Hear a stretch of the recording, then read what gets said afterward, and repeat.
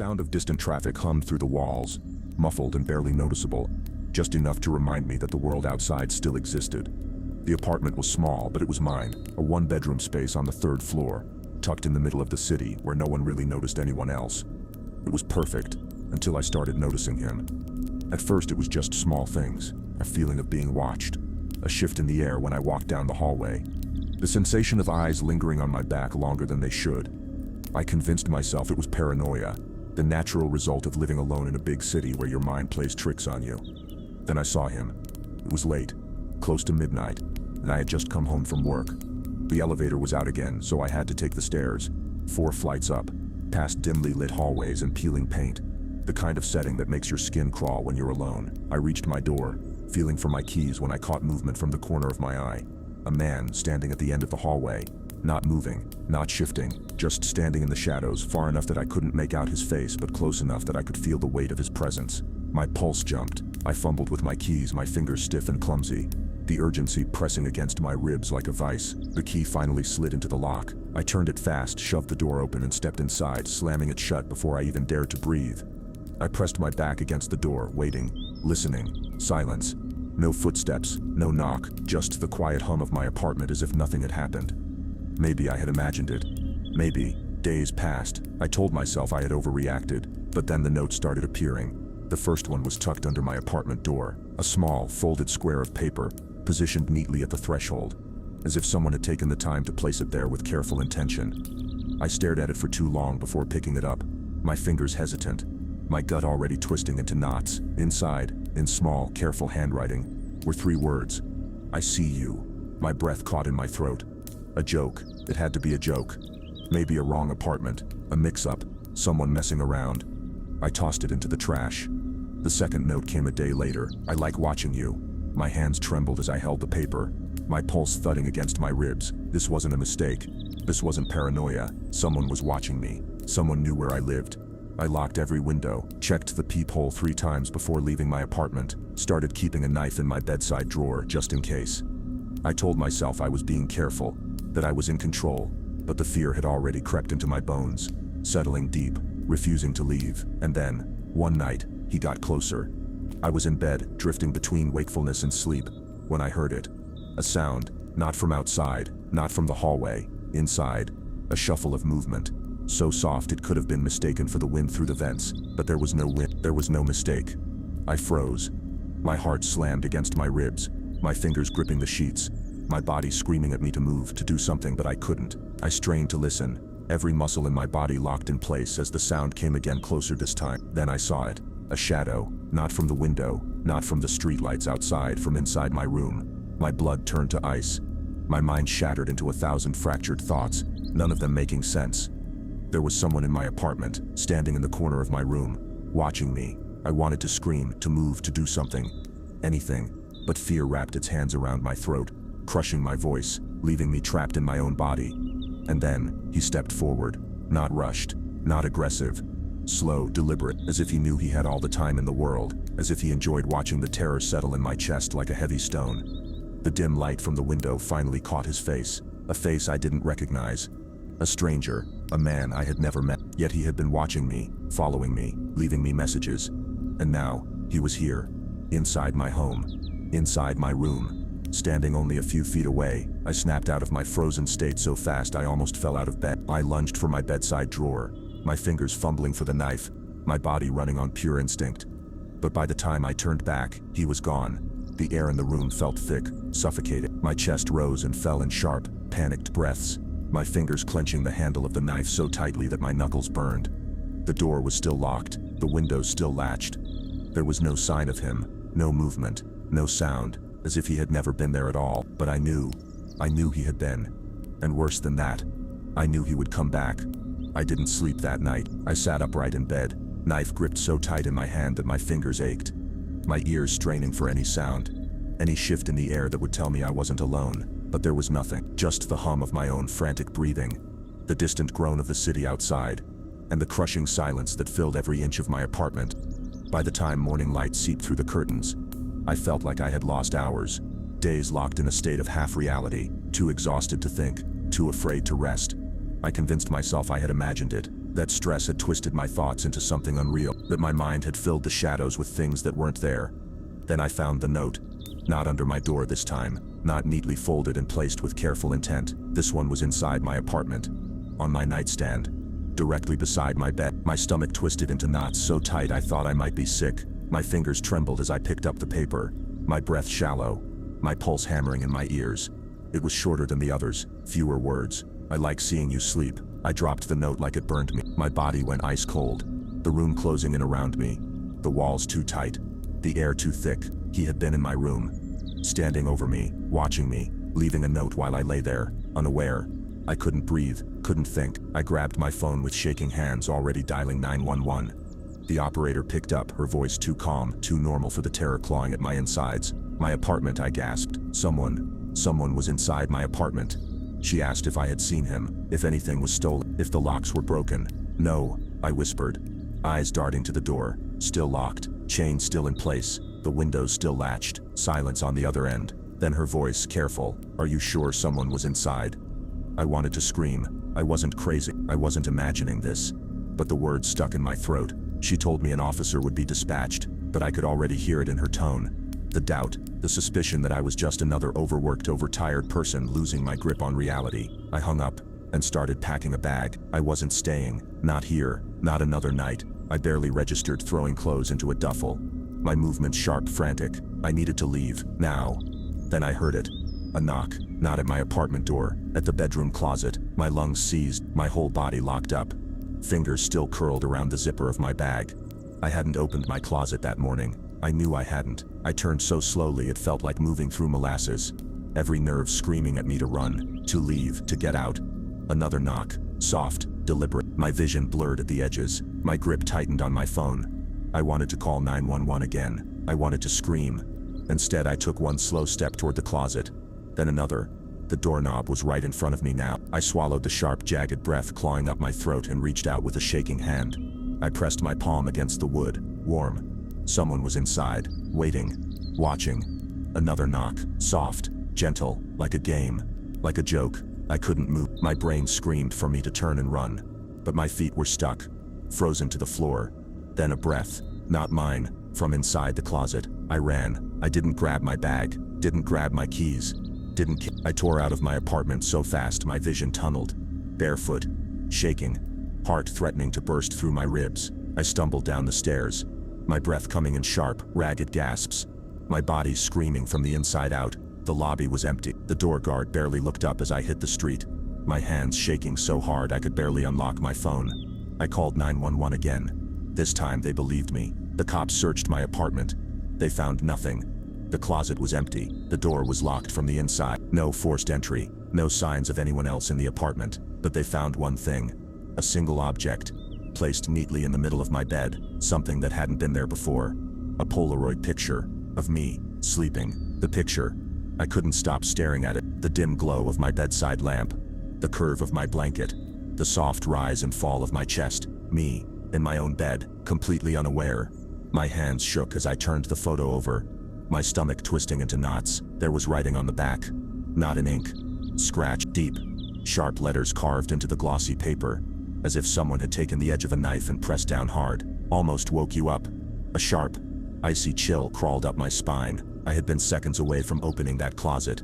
Seconds away from seeing him. Seconds away from not waking up at all. The officer standing beside me cleared his throat. "Are you sure you don't recognize him?" I looked at him blankly. Recognize him? He held up the picture again. And my stomach lurched. There was another reflection in the photo, in the dark corner of my room, just barely visible in the dim lighting. A shape, a figure, his face, not a blur, not a shadow. Clear, smiling, watching. I had never seen him before in my life. And yet, somehow, he had been watching me for longer than I could imagine. The cops took the picture, dusted for fingerprints. Nothing. They checked my door, still locked. Windows, still latched. No forced entry, no signs of struggle. It was like he had never been there, except he had.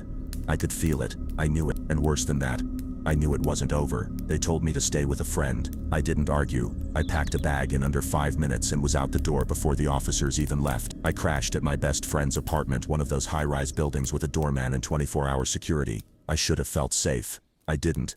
Every time I closed my eyes, I saw the picture.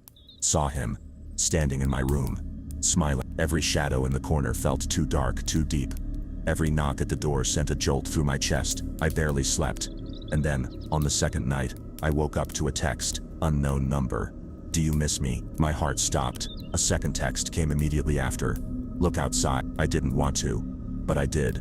Slowly, carefully, my pulse hammering so loud I could barely hear my own breath. I peeled back the curtain just enough to see the street below. And there he was, standing under the streetlight, not hiding, not running, just waiting. My body locked up. He lifted his phone and took a picture of me. I stumbled back, my throat too tight to even scream. My hands trembled so hard I could barely dial 911. The police arrived in under 10 minutes. But when they got there, he was gone. That was 2 weeks ago. I haven't been back to my apartment. I barely sleep. My best friend insisted I move in with her. But even with the locked doors, the security cameras, the alarms, I still feel him watching. Every night.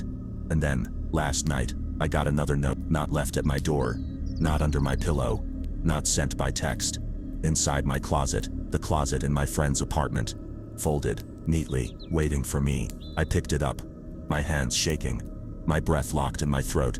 I already knew what it would say, but still, when I opened it, my blood went cold, almost woke you up. It started with a phone call I almost didn't answer. I was halfway through a meal, the kind you throw together when you're too exhausted to care. Scrambled eggs, dry toast, and a half-flat soda that had been sitting in the fridge for 3 days. The TV flickered in the background, low volume, some rerun I wasn't paying attention to. Outside, the city buzzed, car horns in the distance, the occasional siren wailing down the boulevard, neon lights staining the buildings in electric blue and red. My phone buzzed, unknown number. I almost let it ring out, but something made me pick up.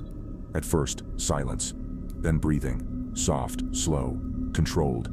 The kind of breathing you only hear when someone wants you to hear it. I felt a prickle at the base of my spine, my grip tightening around the phone. Hello?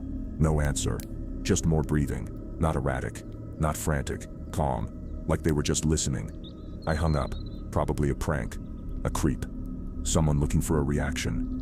I tossed my phone onto the coffee table and took another bite of toast, but my appetite was already gone.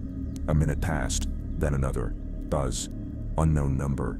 I swallowed, the back of my throat suddenly dry. I let it ring. 5 seconds. 10. Then it stopped. A text popped up immediately after. Don't answer next time. My stomach nodded.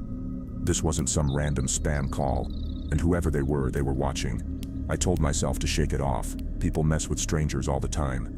Some loser with nothing better to do. Maybe they dialed random numbers, fished for reactions. Maybe if I ignored them, they'd move on. But still, I double-checked the locks. Made sure the front door was bolted, that the sliding window in the kitchen was latched. That feeling, that strange, uneasy weight in my chest, wasn't going away. I curled up on the couch with my laptop, flipping mindlessly through news articles, anything to fill the silence.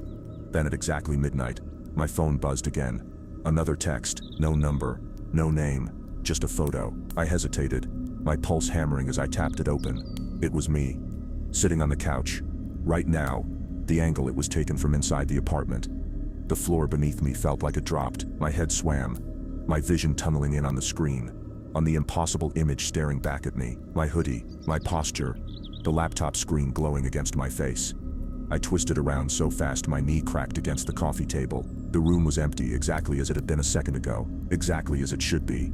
But I wasn't alone. I knew it. I could feel it. A sharp electric awareness creeping up my back, sinking into my bones. Someone had been in here. Someone had stood right here. And I hadn't noticed. I lunged for my phone, hands shaking so hard I could barely type. I pulled up my contacts, hit 911. 3 rings. Then a voice, flat, monotone. Don't bother. My breath hitched. I stared at the screen. Unknown caller. I hadn't even heard the call connect. My body locked up. My fingers frozen around the phone. The dial pad still open. Then another text. I didn't want to look. I knew I didn't want to look, but I did. You look scared. I shot off the couch so fast my laptop crashed to the floor. My breath came hard, sharp. My chest tight with something hot and panicked. This wasn't happening. This wasn't real. I turned in a slow, shaky circle, scanning every inch of my apartment. No one was here.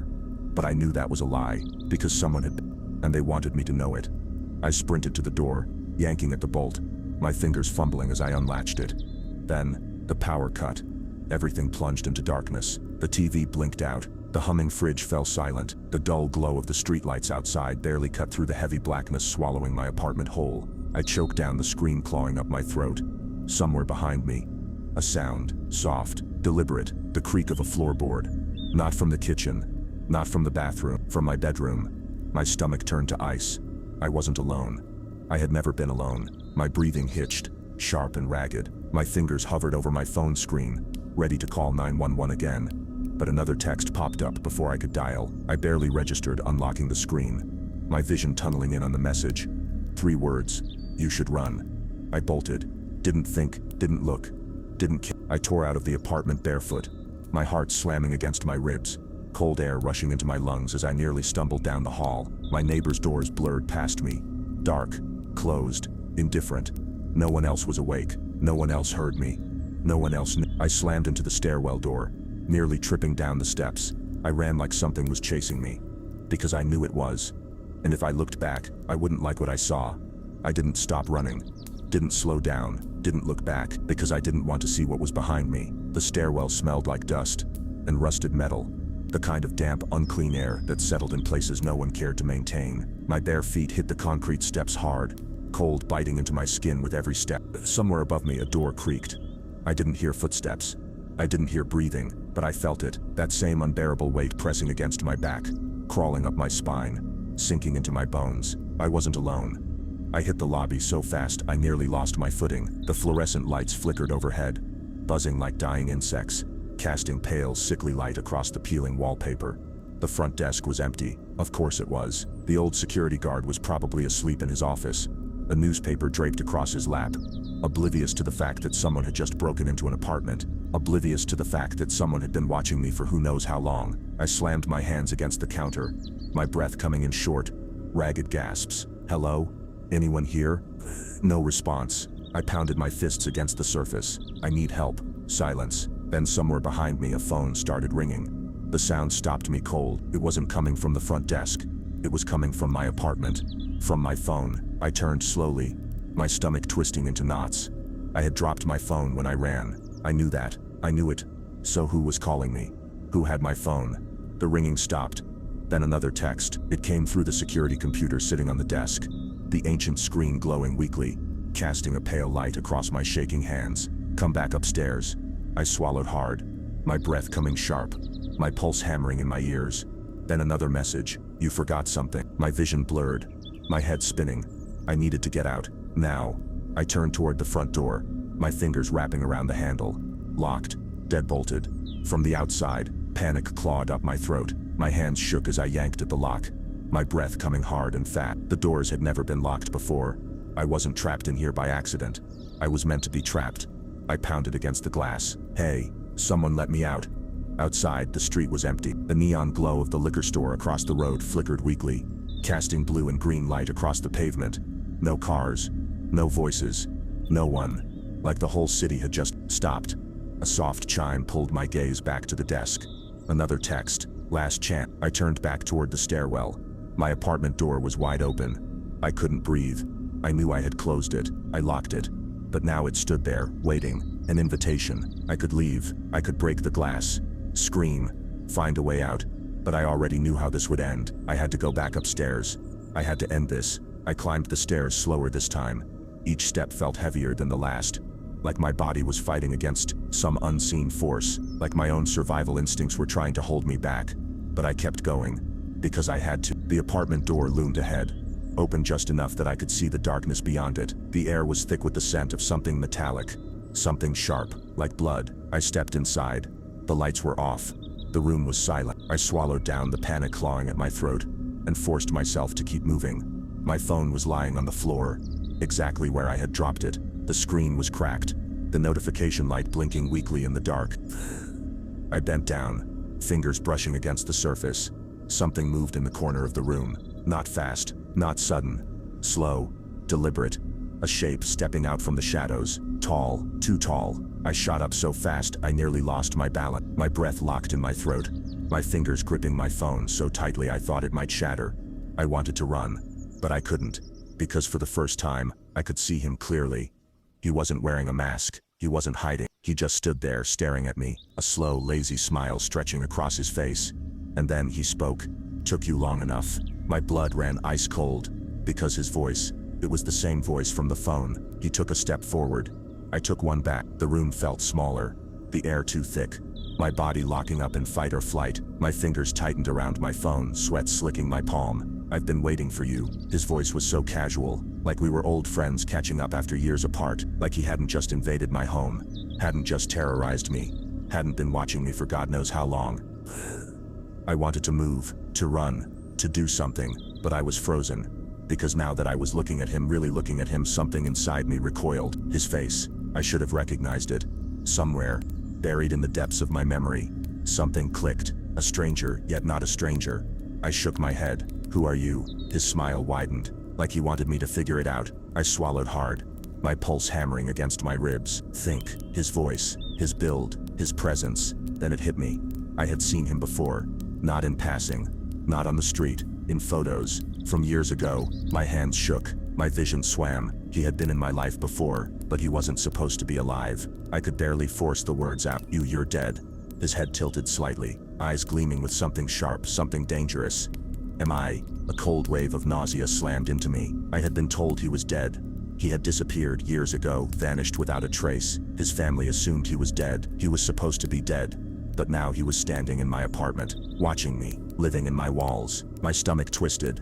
"Why are you here?" His smile faded. The room felt colder. "I had to wait," he said, almost wistful. "Had to make sure you'd remember me first." Every muscle in my body screamed run. I didn't care about answers anymore. I didn't care who he was, why he was here, or what he wanted. I needed to get out. Now, I moved first. Didn't think, didn't hesitate. I lunged for the door, but he was faster. His hand slammed into my shoulder, fingers curling too tightly, too familiar, dragging me backward. My body twisted, arms flailing as I shoved against him, my knee jerking up. I missed. He didn't. A fist to my ribs. Not wild, not desperate. Control, a sharp, brutal punch, designed to hurt just enough. Pain burst through my side, knocking the breath from my lungs. I hit the floor, hard, gasping, as a sickening throb spread through my ribs. The room spun. His footsteps were slow, deliberate. He was savoring. I tried to scramble away, but my limbs wouldn't cooperate. I was dizzy. I had to move, had to focus, had to fight. He crouched down, just out of reach. "I could have killed you already," he mused. I sucked in a sharp, painful breath. His head tilted, waiting. Watch. I could see it in his face. He wanted me to ask, wanted me to beg. I wouldn't, so I did the only thing I could. I reached for the broken phone beside me and swung. It cracked against his temple, not hard enough to knock him out, but enough to stun him, enough to give me a chance. He stumbled, fingers brushing the side of his face, and I ran. I didn't stop, didn't hesitate. I knew he'd recover fast. I threw myself toward the kitchen. The knife block, his footsteps pounded behind me, closing in fast. I lunged, fingers curling around cold steel just as his hand clamped around my wrist. He tried to twist my arm back, but this time I was ready. I let go of the knife, dropped it into my other hand, and I swung. The blade tore into his shoulder. He screamed, a guttural, pained, furious sound. Blood spilled onto the floor. His grip loosened for just a second. Enough for me to break free. Enough for me to grab the nearest chair and slam it into his ribs. He went down. Not for long, but long enough. I ran for the door, barely registering the sound of him struggling to his feet. I ripped the bolt open. Didn't care if I was barefoot, bleeding, or shaking so badly I could barely see. I just ran through the hall, down the stairs, out into the street, into the cold, empty night. And this time I didn't look back. The cops didn't find him. By the time they arrived, the apartment was empty. No blood, no signs of a break-in. Like he had never been there at all, except for one thing, a note, folded neatly on my kitchen counter. I stared at it, my hands still trembling, my breath coming in shallow, uneven gasps. I knew what it would say before I even opened it. "Next time, you won't see me coming." There are moments that change you forever. Split seconds where everything shifts, where life as you know it collapses beneath your feet, and you realize you were never safe to begin with. For me, that moment happened in an elevator. I had been out late, longer than I intended, a work event that dragged on, small talk that drained me, a few too many drinks that left my skin warm and my thoughts foggy. City felt alive in the way only a Friday night could, laughter spilling from bars, cars honking in slow-moving traffic, the air thick with cigarette smoke and cheap perfume. It was nearly 1 a.m. when I stepped into my apartment building. The lobby was empty, the security desk unattended. Not unusual. The old guy who worked nights, Eddie, always took his breaks around this time, usually out back by the dumpsters, smoking a cigarette he wasn't supposed to have. I pressed the button for the elevator and leaned against the wall, my heels pinching, my mind already halfway to sleep. The doors slid open. A man stood inside, tall, well-dressed, normal, the kind of person you wouldn't look at twice in a crowd. He smiled. Going up. Should have waited for the next elevator. I should have turned around and taken the stairs, but I didn't. Because in that moment he was just another neighbor. I stepped inside. The doors slid shut. The soft hum of machinery filled the silence, the faintest lurch as we began to ascend. I pulled out my phone, barely glancing at him. Just another person in the building, just another night. Then I felt it. A shift.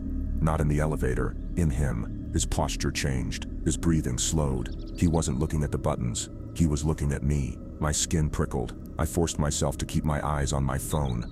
But I could feel the way his presence filled the small space. Too much. Too close. The elevator dinged for my floor. I stepped forward. He didn't move. My stomach twisted. I reached for the door, but at the last second he stepped with me. Too fast. Too close. The doors slid open, and I bolted. Didn't run. Didn't panic, but my feet moved quicker than normal. A quiet, measured urgency. I felt him behind me, not hurrying, not calling after me, just following. I reached my door, fumbling for my keys. My pulse thudded against my ribs, my fingers stiff, uncooperative. Behind me, footsteps slowed, then stopped. I found the key, turned it, opened the door and stepped inside. I shut it fast, bolting it, my breath coming hard and sharp. Silence.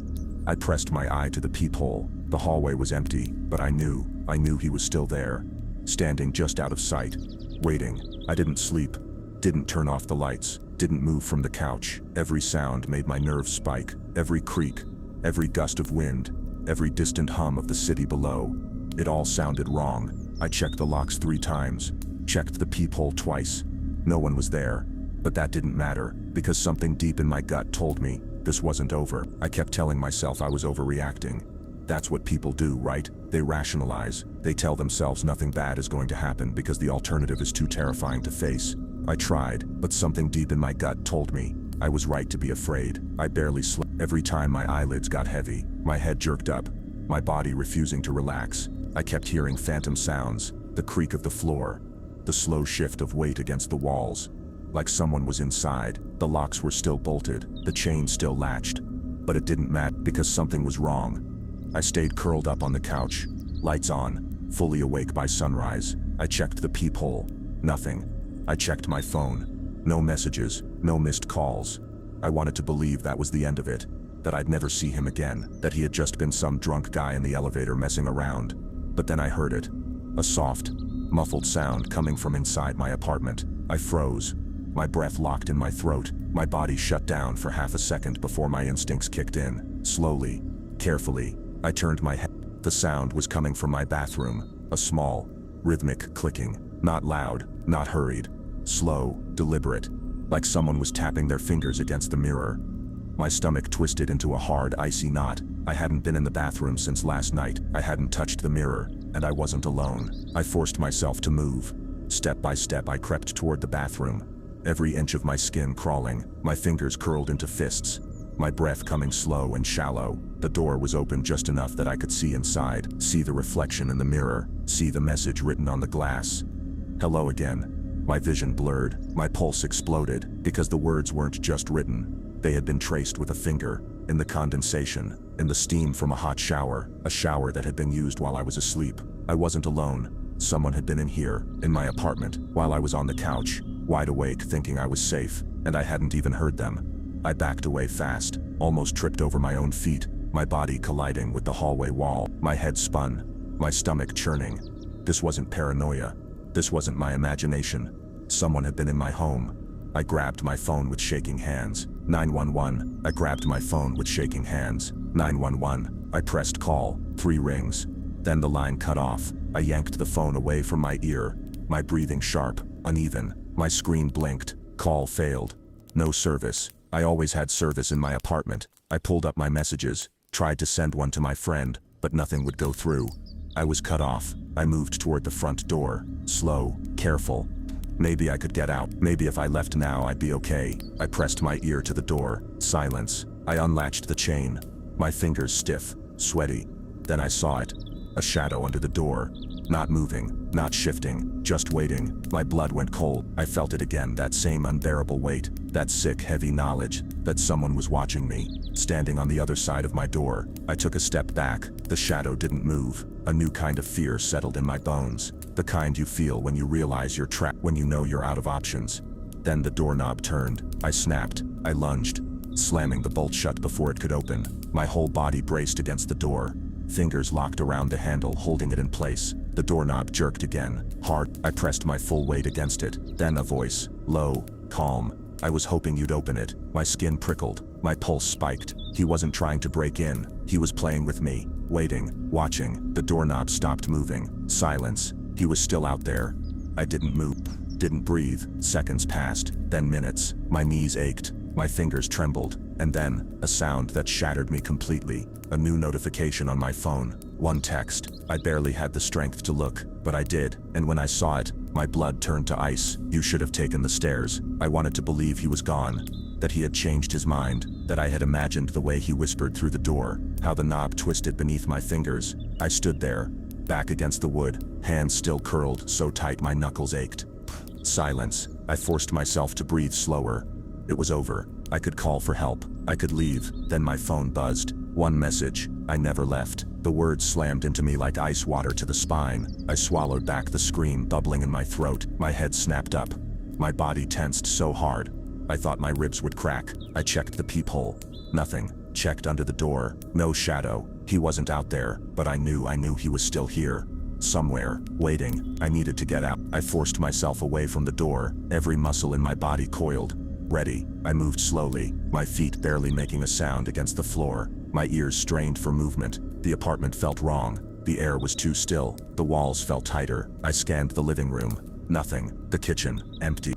I moved toward my bedroom. I stopped. My closet door was open. I knew for a fact it had been shut. I stood there, frozen, my breath shallow. My brain screamed, run, but my legs wouldn't move. I reached forward, fingers trembling as I gripped the edge of the door. One deep breath, then I yanked it open. Nothing. No one was inside. Just the usual clothes. A pile of laundry. My old boots shoved into the corner. Then I noticed it. The vent. The small air vent. On the closet wall. The one I had never thought twice about. Except now. Now the screws were missing. I felt cold all over. I took a step back. I knew where he was. My heart slammed against my ribs. I turned too fast, tripping over my own feet. Scrambling for the door. I didn't make it. A hand shot out from behind the dresser. Fingers locked around my ankle like a vice. I hit the floor hard. My knee slamming against the wood. Pain exploding up my leg. I kicked. Hard. My foot connected with something solid. A grunt. A curse. The grip loose. I scrambled backward. Heart hammering, as a figure unfolded from the shadows. Tall, lean, grinning. You found me. I ran. Didn't think. Didn't hesitate. Just moved. I sprinted toward the door, but he was faster. A hand fisted in my shirt, yanking me backward. I crashed into him, my elbow jerking back on instinct. It hit his ribs, not enough to do damage, but enough. He grunted, just enough for me to break free. I tore into the kitchen, my vision blurring from panic. He was right behind me. I grabbed the first thing I saw. A glass bottle, spun, swung. It shattered against his shoulder, glass exploding, whiskey burning the air. He stumbled. I ran. The apartment door. I made it this time, fingers shaking. I clawed at the bolt. My breath ragged, desperate. A second too slow. A body slammed into me from behind. I crashed into the door. The breath ripped from my lungs. A hand wrapped around my mouth. Hot breath against my ear. Shh. I bit down hard. He yelled, jerking back. I ripped the door open and ran. My feet barely touched the ground. My legs burned. My vision blurred, my lungs screaming for air. Down the hallway, to the stairwell. I didn't stop, didn't look back. I burst into the lobby, my voice finally working. Help. Security was there. 2 men, startled, blinking at me like I was a madwoman. I turned, my body shaking. He was gone. The police came. They searched my apartment. They found nothing. No sign of forced entry. No fingerprints. No missing vent screws. like it never happened. The next night, I stayed with a friend, didn't tell them what happened, didn't sleep, but in the morning, I got a message, a text, no number, you found me once, but next time, I'll hide better. I always thought I could handle being alone in a place I didn't know. That was before I agreed to house sit for a guy I barely knew. Out in a stretch of farmland, so remote, I'd have to drive 20 minutes just to find a gas station. It sounded easy enough on paper. Feed the cats, water the plants, make sure no windows were broken. I could even bring my own groceries and settle in for a quiet weekend, the perfect getaway. I told myself. I arrived on a Friday afternoon, the sun low and heavy, painting the fields in gold. The house itself was modest, one story, pale green paint peeling around the eaves. A few windows that looked too dusty for the sunlight to properly shine through. The driveway was just dirt and gravel, flanked by tall, untrimmed grass that rustled in the breeze. I remember rolling down my car window and smelling earth, hay, and something else I couldn't place. A faint metallic hint that made my stomach do a small flip. At the time, I shrugged it off. I parked, grabbed my duffel, and walked up to the front porch. The key was where he said it would be, hidden under a chipped ceramic frog by the door. I noticed a strange crack in the wooden step, like someone had jabbed it with a sharp tool. But it didn't matter. I just wanted to get inside and settle down. He'd left a note on the table in the hallway. Welcome. Help yourself to anything. Please feed the cats morning and night. And don't worry about any noises. This place can creak a lot. Nothing else. Short, almost dismissive, but I had no reason to suspect anything. The first couple of hours were calm. I walked through each room, flipping on lights, checking cupboards. The cats, 2 of them, were skittish but sweet, and they seemed just as wary of me as I was of them. The living room had an old TV set, a couch with frayed cushions, and a tall bookshelf crammed with dusty novels about local history and gardening. In the kitchen, I found a half-stocked fridge and cupboards with mismatched plates. The house smelled faintly of vinegar and old wood. I remember noticing how dim the hallway light was. It flickered whenever I walked under it, which made me feel like I was being followed by my own shadow. I chalked it up to old wiring, told myself I was overthinking. Night came quickly. I was sitting on the couch, a bowl of cereal in my lap, half watching some static-filled channel on the TV because I couldn't figure out the antenna. The cats had finally crept out to observe me, their eyes reflecting the glow from the screen like tiny mirrors. I was about to call a friend, just to say hi, when I realized I had no reception. I hadn't expected that. No Wi-Fi, no bars on my phone, just me, a static-filled TV and the silent farmland outside. I turned the TV off, letting the house fill with quiet. The only sounds were the cat's soft footsteps on the hardwood, and the occasional groan of the wind pushing against the windows. That's when I first heard it, a slow, scraping noise that seemed to come from somewhere near the back door. I froze, bowl halfway to my mouth, straining to listen. The sound stopped as soon as I noticed it. My heart thumped a little harder. Maybe it was just the house settling, or a branch brushing against the siding. I tried to ignore the tense feeling crawling up my spine. I got up, rinsed my bowl, and decided to go to bed early. The bedroom was small, with a single window, overlooking the overgrown backyard. I flipped on the lamp by the bed, noticing a framed photograph on the nightstand. Somebody's idea of a keepsake. Maybe the owner's parents or grandparents. They looked stern, unsmiling, gazing into the camera with that old-fashioned rigidity you see in black and white portraits. A chill ran through me, but I shook it off. It was around midnight when I jolted awake.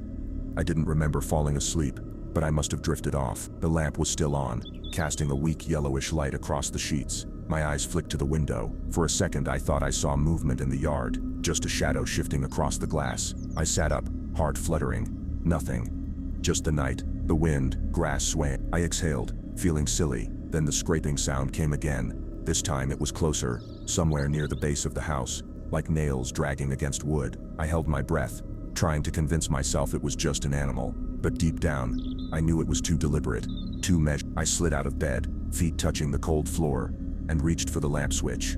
The moment the room went dark, I regretted it. I felt exposed, standing there, listening to that scraping continue in slow intervals. The cats must have heard it too, because they darted out from under the bed, spooked. I felt along the wall for the flashlight I'd seen earlier. Once I had it in hand, I flicked it on. My breathing was shallow. Something about that noise set every nerve on edge. Like my body knew before my mind did that something was very wrong. I crept down the hallway toward the back door. The place felt different at night. Darker corners, longer shadows, the overhead light flickering so faintly I thought it might go out. My flashlight beam danced across the walls. The scraping stopped. I froze, flashlight pointed at the door, waiting for something to move or shift. Nothing happened. I told myself I was overreacting again, that I needed to stay calm.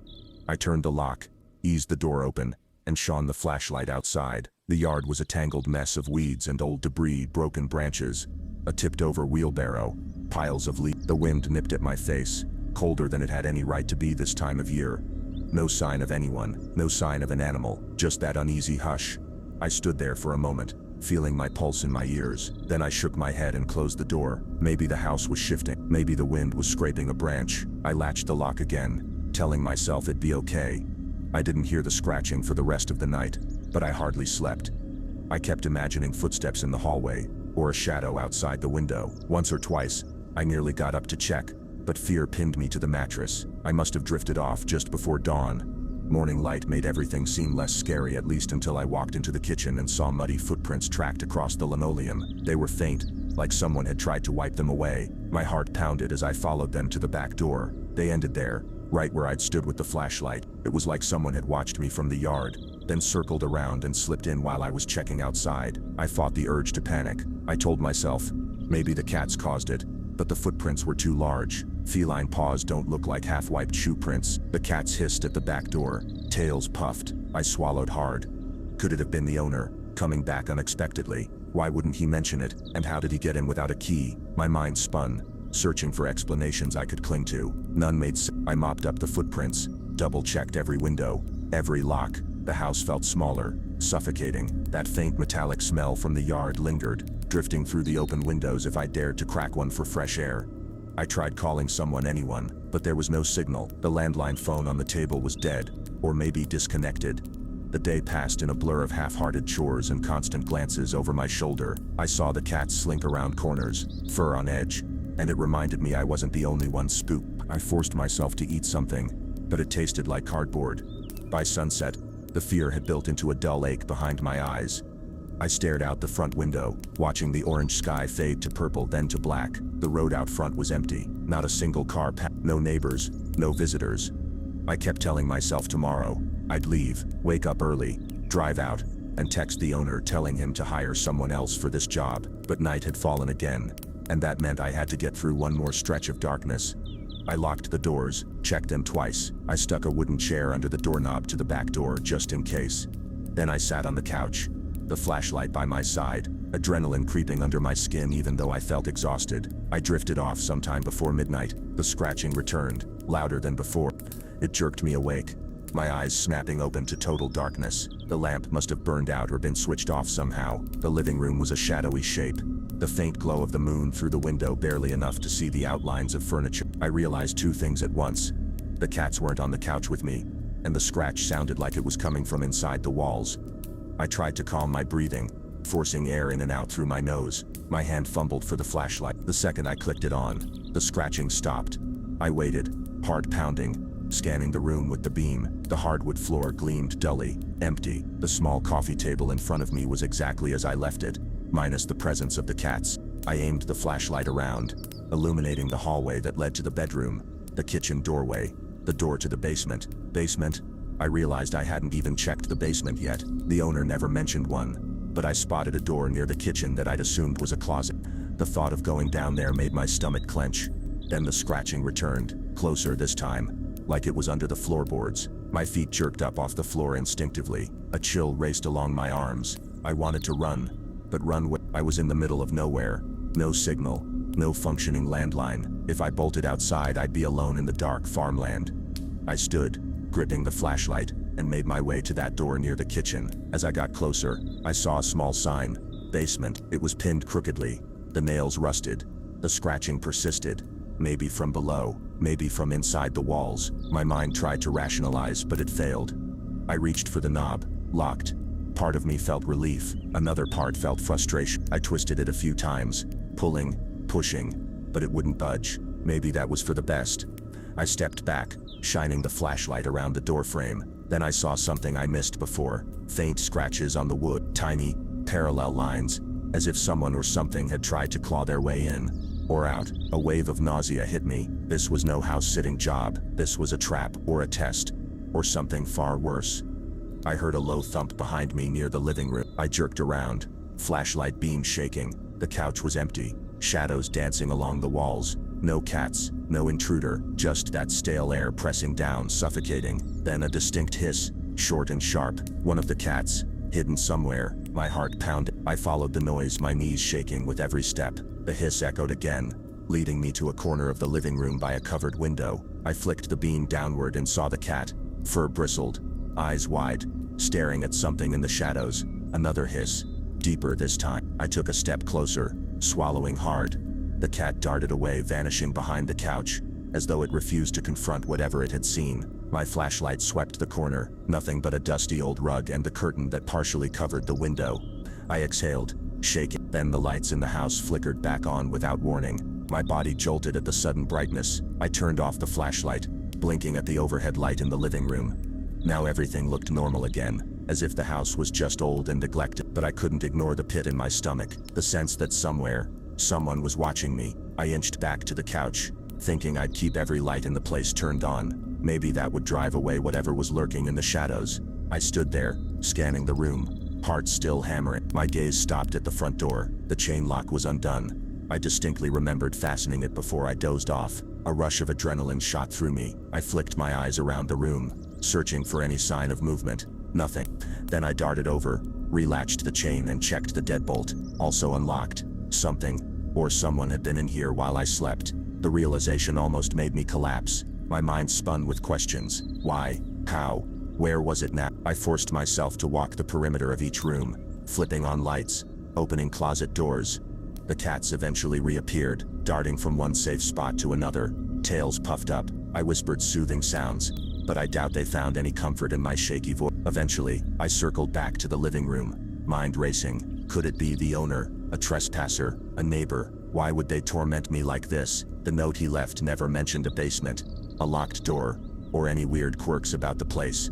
I checked my phone again, still no reception. The old landline phone sat on a table near the hallway, but it was silent and likely disconnected. I picked up the receiver just in case, pressed it to my ear. Static, no dial tone. A wave of dread settled in my chest. I was trapped, alone, stuck in a house with something unexplainable, and the nights here felt endless. My eyes flicked to the clock on the wall. Almost 2 a.m. The hands moved at a snail's pace. Each minute dragged, the tension in my muscles refusing to subside. That was when I heard the basement doorknob rattle. Just a soft, delicate jiggle, as if someone on the other side was testing it. My body went rigid, every hair on my arm standing on end. I aimed my flashlight at the door, though the overhead lights were already on. The handle jiggled again, slightly more insistent this time, like an invitation I never wanted. A strangled noise caught in my throat. Then silence. I moved forward, each step slow and unsteady, heart pounding so loud I thought it might burst. I pressed my ear to the basement door. Nothing but the hum of the refrigerator in the kitchen behind me. I don't know how long I stood there, listening, refusing to breathe. Eventually, my feet started to ache, and I backed away. My mind screamed for me to run outside, jump in the car and just drive. But that stale, metallic smell lingered in the air, and I couldn't shake the sensation of being watched from every corner of the house. What if whoever was messing with me had already tampered with my car? What if they were out there waiting in the dark fields? Part of me wanted to at least try. Another part felt paralyzed. It was then I noticed the attic hatch in the ceiling near the hallway, slightly ajar, as if someone had lifted it and not bothered to close it all the way. I'd never even seen that hatch before. No, I was not going up there. I turned on the hallway lamp. It flickered, threatening to go out. My heart hammered with each blink of the bulb. I grabbed a small step stool from the corner, mind swirling with dread. Was something up there? Could that be how they got in? Or maybe that's just another place in this cursed house I should avoid. I forced myself closer, flashlight aimed at the gap. The wood around the hatch looked warped, as if it had been pried open recently. I heard the faintest shuffle above me, like something shifting. No, I wasn't going up there. I jerked the stool away, ignoring the attic. I didn't want to find out what was lurking. My hand shook as I set the stool aside. Then the basement door rattled again. My stomach twisted. This time it was sharper, more forceful, like a child throwing a tantrum behind a locked door. Or something worse. My breath caught in my lungs, and I took a step back, flashlight trembling in my grip. The knob jiggled, the door thudded, then silence. I couldn't breathe. Footsteps scuffed across the basement floor. That's what it sounded like, heavy shoes dragging. The scraping of something metallic, maybe a broken shelf or a tool. I had no idea. My mind reeled with the possibilities. A squatter, a deranged local who knew the owner was gone, Something else entirely. The handle rattled once more, then still. I braced myself, stepping forward, pressing an ear to the wood again. My heart pounded so hard I thought I might faint from fear. The handle was cold under my palm, even though the house was stuffy. Then I heard it, a voice, barely audible, whispering something I couldn't make out. The words scratched at my ears, unintelligible but definitely human. I bolted backward, nearly stumbling. No, this was too much. That sealed it. I was leaving, no matter what, car sabotage or not.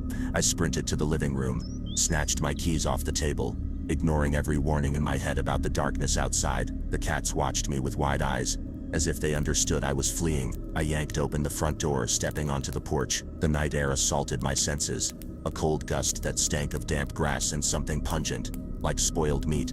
Headlights. I needed to see if my car would start.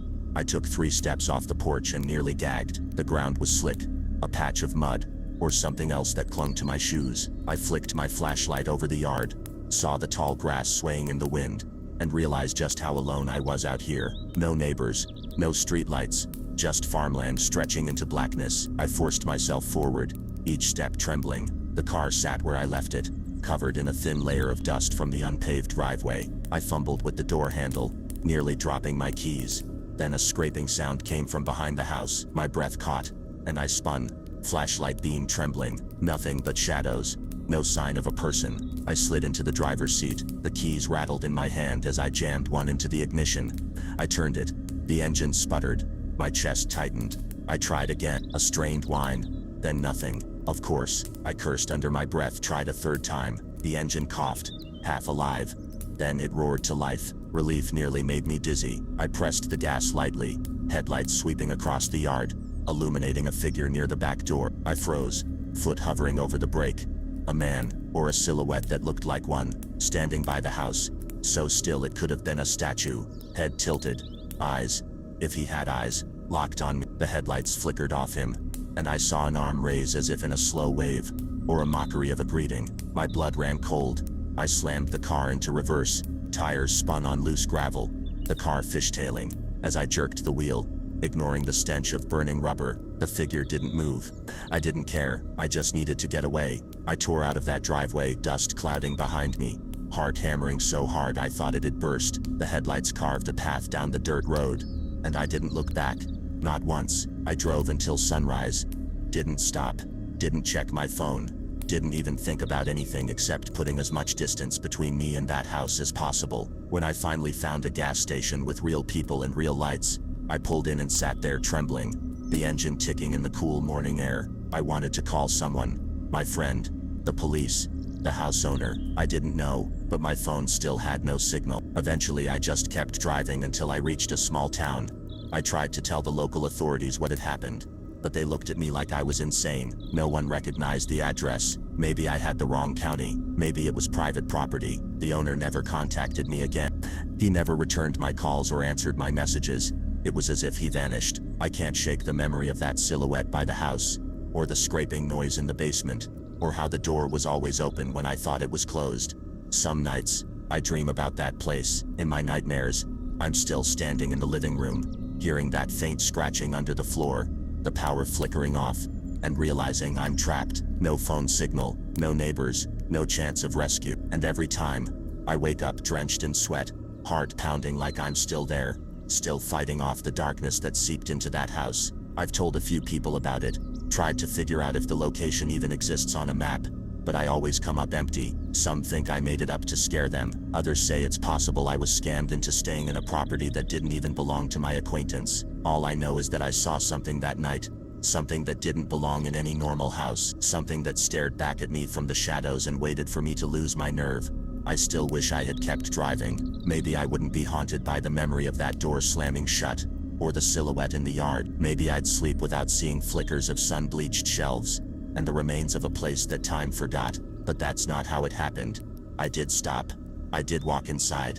I did hear those awful noises, and I can't erase any of it. I don't know how long he had been watching me. That's the part that keeps me awake at night. The not knowing. It could have been weeks, months, maybe even years. But the first time I noticed him was on a Wednesday evening as I walked home from work. It was raining. The kind of cold, misty drizzle that soaks into your bones. The streets were mostly empty, just a few cars passing, headlights cutting through the gray. I had my hood up, earbuds in, lost in some podcast I wasn't really listening to. Then out of nowhere, a prickle at the base of my neck, the sense that someone was watching me. I pulled out an earbud and slowed my pace. Nothing looked out of place. A row of parked cars, the blinking red hand of the crosswalk signal, a man across the street, standing by the bus stop. He wasn't waiting for a bus.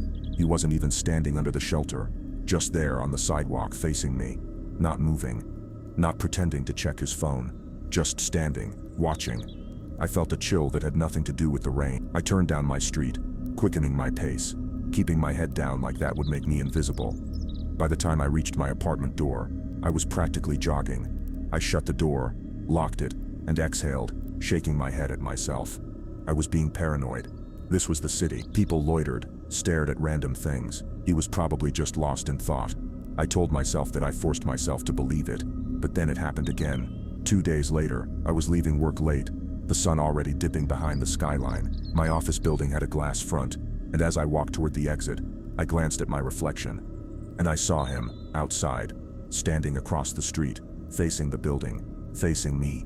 My stomach twisted. I took the long way home that night, made random turns, crossed streets without needing to, walked an extra 10 minutes just to make sure I wasn't being followed.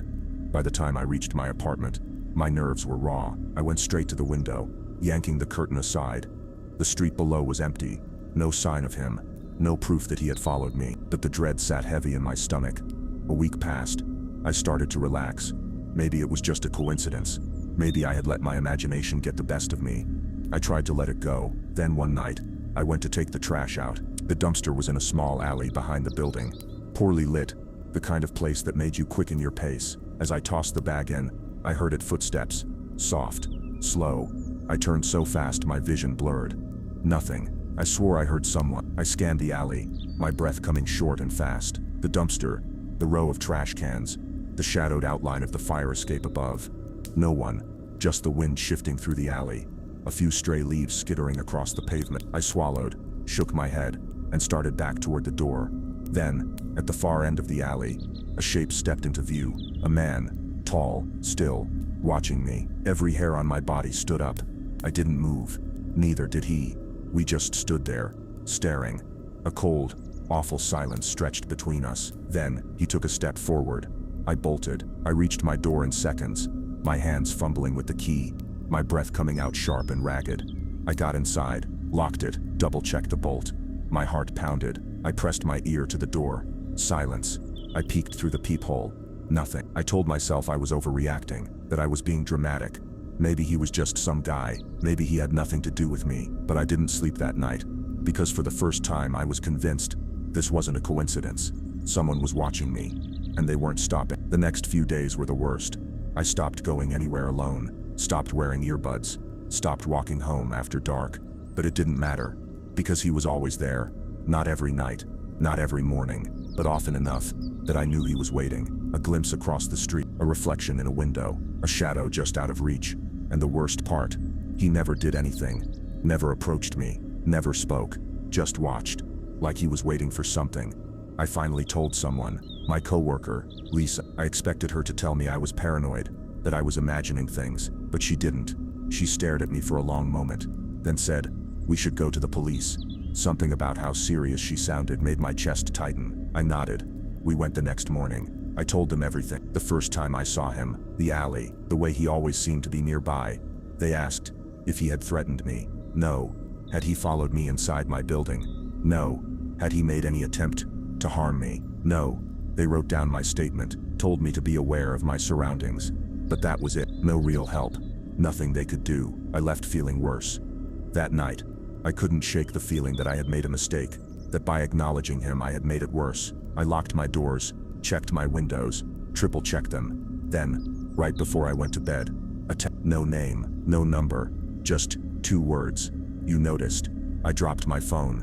It slipped from my fingers, hit the floor with a dull thud, and for a second, I just stood there, frozen.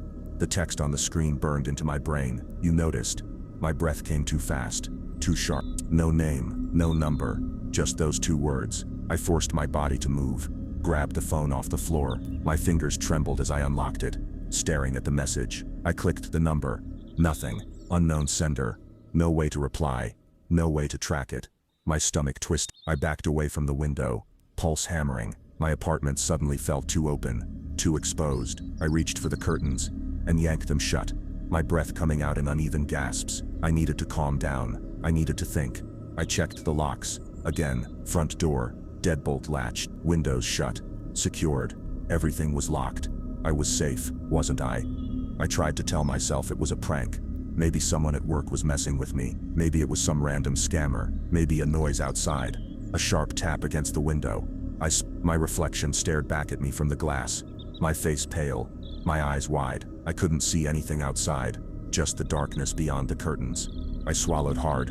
My body locked up tight. Did I really hear that? Or was my brain playing tricks on me? I reached for my phone again. Hands still shaking. I needed to call someone. Lisa. The cops. Anyone. But the moment I pulled up my contacts, the screen glitched. Static. Then, the text disappeared, like it had never been there. My skin went cold. I sat on the edge of the couch, gripping my phone, trying to breathe. I needed a plan. I needed to do something, but my body wouldn't cooperate. Every instinct screamed, "Stay put. Don't move." Like I was some helpless animal, cornered in my own home. I forced myself to stand. I wasn't helpless. I had options. I could call the cops again. I could leave. I could fight back. I just needed to. The door handle moved. I went still. Completely, utterly still. The sound was so quiet, so delicate. I almost convinced myself I imagined it. Then it happened again. A soft, careful rattle. Someone was testing the lock. My heart slammed against my ribs. I took a slow step back, barely breathing, my hands clammy and numb. I needed to move. I needed to do something. But I just stood there, waiting. The handle stopped moving. I didn't dare step closer. I stayed where I was, heart hammering, ears straining for any sign of movement. Seconds stretched, too long. Then, a soft knock. Not loud, not forceful, just a single, deliberate knock. My knees almost buckled. I reached for my phone, but my hands were shaking too badly to hold it. Another knock, slow, measured, then a voice, too close to the door. "You saw me." I choked on air. I backed away fast, too fast, bumping into the coffee table. A pause, then a laugh, soft, amused, like this was funny, like he was enjoying this. Then, "You should open the door." I bolted, ran to my bedroom, slammed the door shut, locked it. The apartment was dead silent. I pressed my back against the door, hands shaking so hard I thought I might be sick. I grabbed my phone again, dialed 911. Ring, then, static. The call cut off. I stared at the screen, breath caught in my throat. No service, no connection. I tried again, nothing, like someone had jammed the signal. I felt lightheaded. Think. I couldn't stay in here. I had to get out. The fire escape. I ran to the window, yanked the curtain aside, and saw him standing in the alley, looking up, smiling. My stomach flipped. His face, I could finally see it. And the worst part, I recognized him. Not from work, not from the street, from my phone, my social media, my life. He had been following me for longer than I thought. I just never noticed. Until now. I staggered back, hands numb. My brain was spinning, trying to piece it together. He wasn't just some random stalker. He knew me, knew where I lived, knew where I worked, knew everything, and I had let him. I turned from the window, heart slamming against my ribs. I needed to go. Now, I grabbed my bag, my keys, and that's when I heard it. The sound that nearly broke me, the front door creaking open. I didn't think, didn't hesitate. I ran, just bolted, straight for the bathroom. Not the smartest move, I knew that. But the door was closer than the front door, and I needed time. Seconds, just a few seconds to think. I slammed the door shut, fingers shaking as I turned the lock, pressed my back against the wood, heart hammering. Silence, but not the good kind. The kind that felt wrong. The kind where you knew someone was there, just waiting. I stepped back, trying to keep my breathing quiet. The bathroom window was small, but maybe I could squeeze through. I climbed onto the toilet, fingers gripping the sill, pulled. The window wouldn't budge, painted shut. My stomach twisted. I clenched my jaw, trying to keep the panic down. I just needed to think. Then, the doorknob twisted. My breath stopped. I froze, eyes locked on the handle, watching as it moved again. Slow, careful, like whoever was out there was taking their time, like they were enjoying this. I pressed myself against the sink, hands slick with sweat. Maybe they'd think I wasn't here. Maybe they'd go away. But then, a soft knock.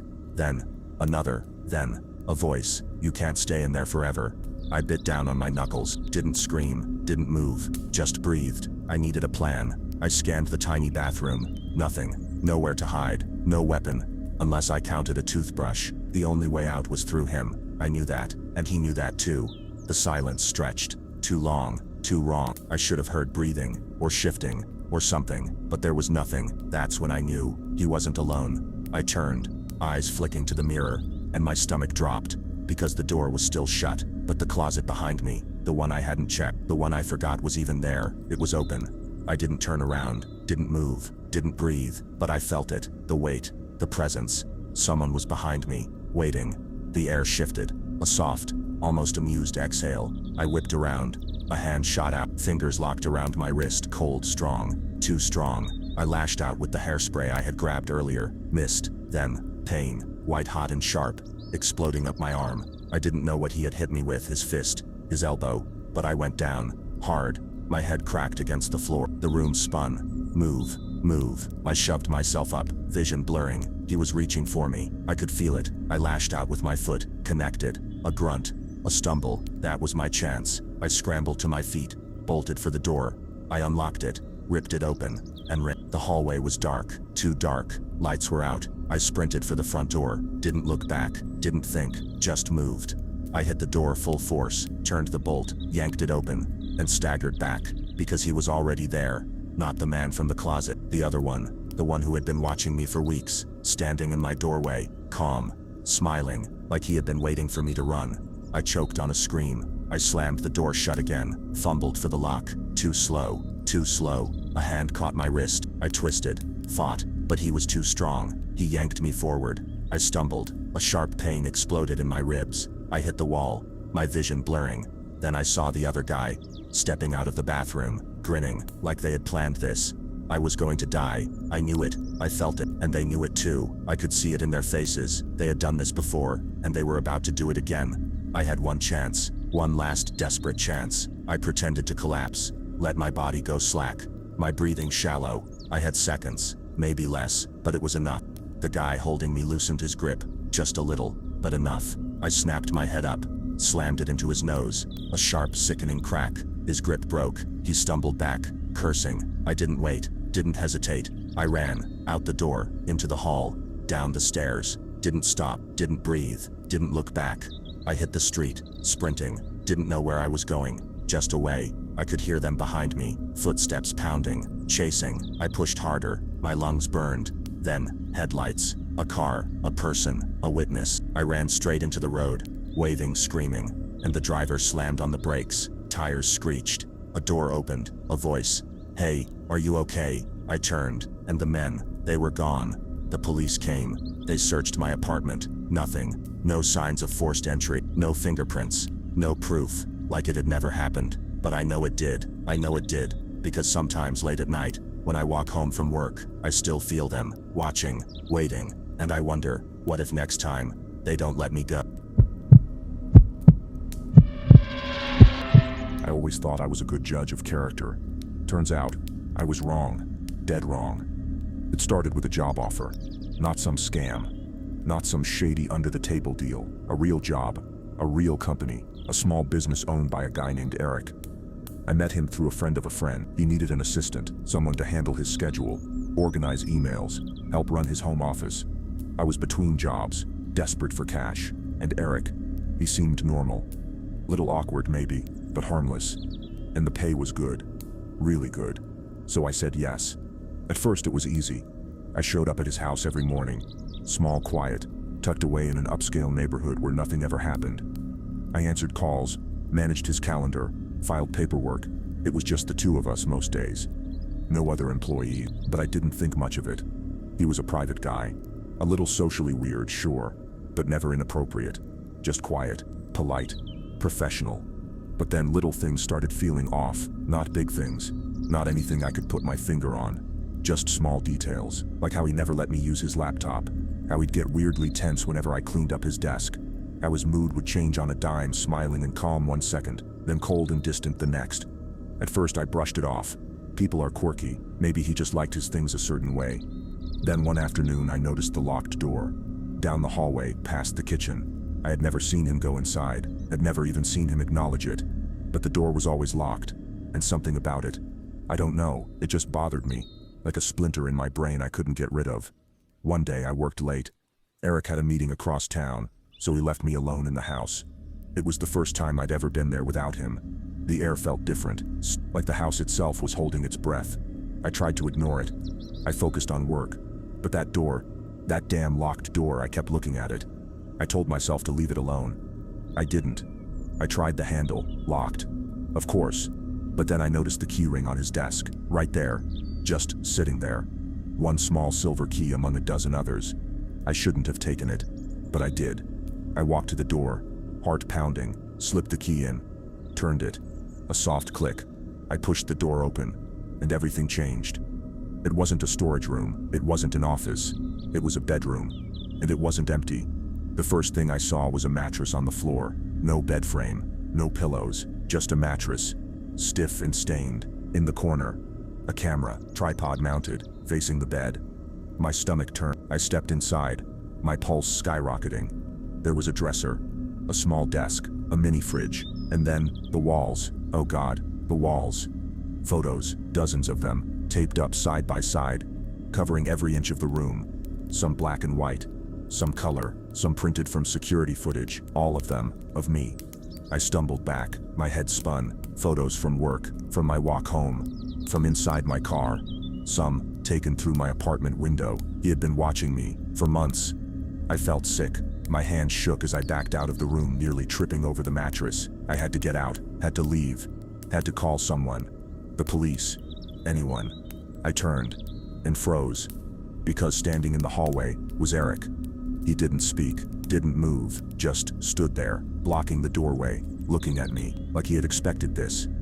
Swallowed hard, tried to steady my voice. I was just looking for the bathroom. Stupid. So stupid. His eyes flicked to the key in my hand, then back to me. You shouldn't be in there. His voice was calm. Too calm. Like this wasn't a big deal, like I had just opened the wrong drawer, or knocked over a cup. I forced a shaky laugh. Yeah, sorry. I got confused. I took a step forward. So did he, blocking the only way out. The tension thickened. I could hear my heartbeat in my ears. I knew I had seconds, maybe less. I had one chance, one way out, so I took it. I ran, straight at him. Not away, at him. It threw him off. For a second, that was all I needed. I shoved him hard. He staggered back, hitting the wall. I sprinted down the hall toward the front door. His footsteps pounded behind me, getting closer. I lunged for the door handle and felt his hand on my shoulder. He yanked me back. I screamed, kicked, clawed at his face. His grip tightened, iron around my wrist. Then, I don't know how, I broke free. I threw myself outside, stumbled onto the driveway. I didn't stop, didn't look back. I ran, barefoot, breathless, heart exploding. I made it to my car, locked the doors, hands shaking too hard to start the engine. Then, from the porch, he just stood there, watching me, smiling, like he let me go, like this was part of the plan, like he knew I'd never be free. This is where it gets worse, way worse. You got away, but did you really? Now let's go deeper. 1,500 words, raw, real, terrifying. I didn't sleep that night. Didn't eat, didn't drink. I just sat there, curled up in the corner of my apartment. Every muscle locked tight. The adrenaline had worn off hours ago, leaving me shaky, nauseous. My hands were still trembling. I kept my phone gripped tight, screen lit up with 911, but I hadn't pressed call, not yet. Because what the hell was I supposed to say? My boss has a locked room full of pictures of me. He chased me but let me go. It sounded insane. I'd called the cops before. I knew how it went. Has he harmed you? No. Threatened you? No. Then there's nothing we can do. I felt sick. Because I knew they wouldn't help me. Not until it was too late.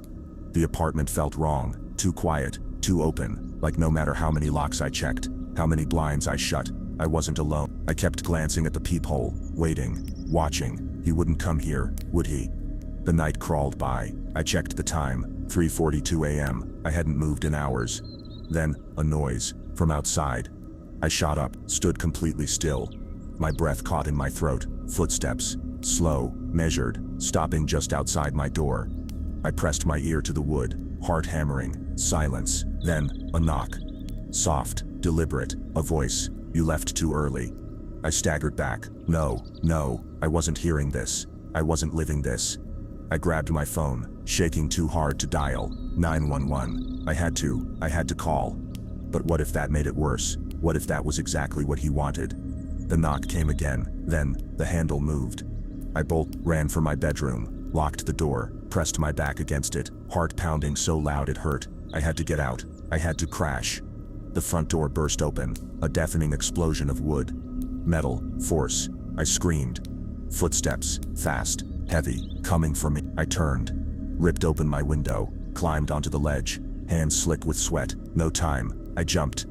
The ground slammed into me. Pain exploded through my ankle, white hot and sharp. I bit back a cry, rolled onto my side, vision blurring. I had to move. I scrambled to my feet, half limping, half running toward the street. I could hear him behind me. I could feel him, but I didn't look back. A car, a set of headlights cutting through the night.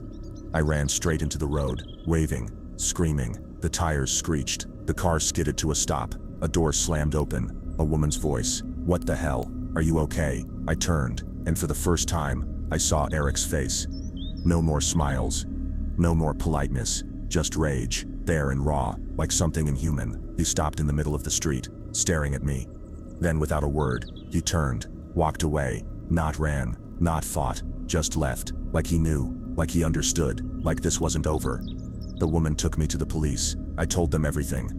The photos, the break-in. They sent officers to his house, checked his computer, his files. They found nothing. The room, empty. The photos, gone. The locks, never broken. Eric was arrested, but not for long. There was no evidence, nothing to prove what he had done. And after 48 hours, they let him go. I left town, changed my number, blocked everyone, tried to disappear. For a while, it worked. Months passed. I started to breathe again, started to sleep again.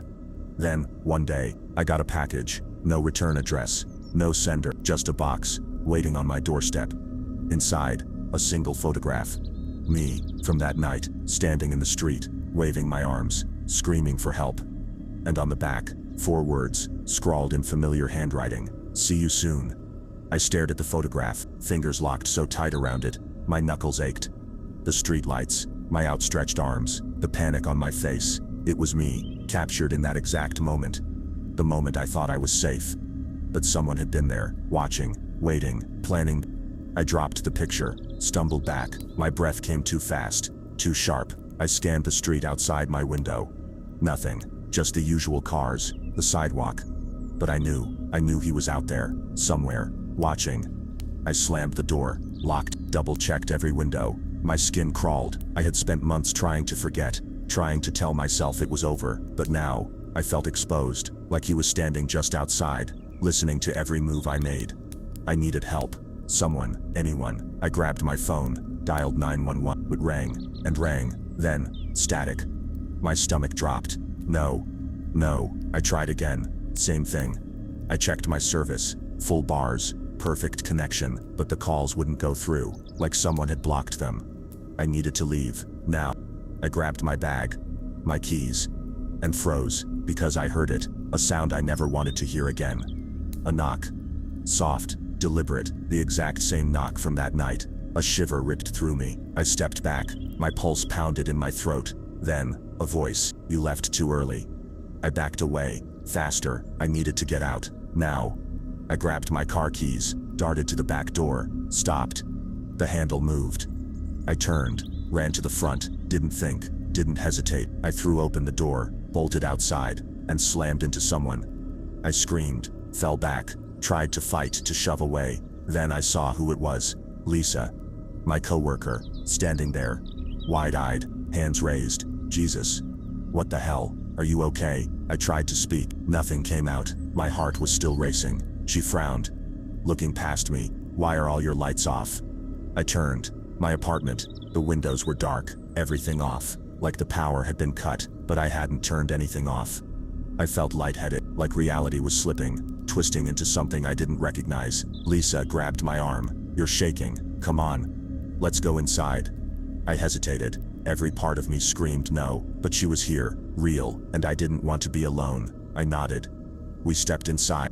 Lisa flicked the light switch. "Nothing. That's weird," she muttered. You didn't pay your bill or something. I wasn't listening. My eyes locked on the floor, the entryway, a faint trail of wet footprints leading inside. My breath hitched. Lisa saw it too. She followed my gaze, eyes narrowing. Did you? Then, a sound, a soft creak from the hallway, like a footstep. Lisa turned. Is someone here? She started toward the hallway. I grabbed her wrist, held on tight. No, let go. No. Then we both heard it, a laugh, low, amused, from the dark hallway. Lisa froze, the color drained from her face. I pulled her back, my voice barely above a whisper. We need to go. The laugh stopped. Silence, like the house itself was waiting, watching. Then, a whisper, so soft, so close, you can't run forever. We ran. Didn't look back, didn't speak, just ran, straight to Lisa's car. She fumbled with her keys, hands shaking. The lock finally clicked open. We threw ourselves inside, doors locked. My pulse slammed in my ears. Lisa grabbed my arm, her face pale. Who the hell was that? I didn't answer. I didn't know how to. My mind was racing too fast, spinning too hard, but one thought kept looping, over and over. He was in my house. Lisa drove. We didn't go far, just a few blocks, enough to breathe, to think. She pulled into a gas station, cut the engine. Silence. We sat there, staring at nothing, not speaking. Finally, Lisa turned to me. Her voice was shaky. You need to go to the cops. I swallowed, shook my head. They won't help. The truth was, I didn't think anyone could help, because Eric, he wasn't just watching me anymore. He was always one step ahead. He had planned this, all of it, the room, the photos, the police, and now, this. Lisa didn't understand, not yet. She thought this was just some crazy stalker, some sick game, but it was more than that, because he had let me go, twice, and that meant he wasn't done. Not yet, not ever. A week passed. I stayed with Lisa, didn't go outside, didn't answer my phone, didn't sleep. Every night, I waited. Every night, I listened. And every night, I felt him, there, somewhere, watching. Then, on the 7th night, I woke up to my phone buzzing. An unknown number, a text. My breath caught. I didn't want to open it, didn't want to, but my hand moved anyway. I clicked, and my stomach plummeted. A photo, taken through the bedroom window, of me, asleep. And underneath it, a message. I found you. I should have noticed sooner. The signs were there, subtle, but there. The little things that didn't make sense. The coincidences that weren't coincidences at all. I didn't see it. Not until it was too late. It started with a woman. At the park, a stranger, but not in the obvious way.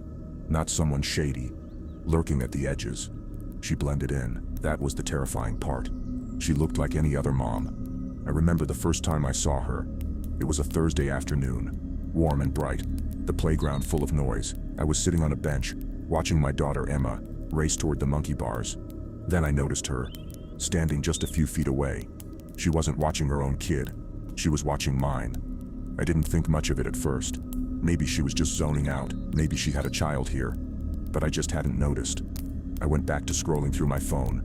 Then I heard her voice, soft, friendly. You're so good at that. Have you been practicing? I looked up. She was smiling. At Emma. My stomach tightened.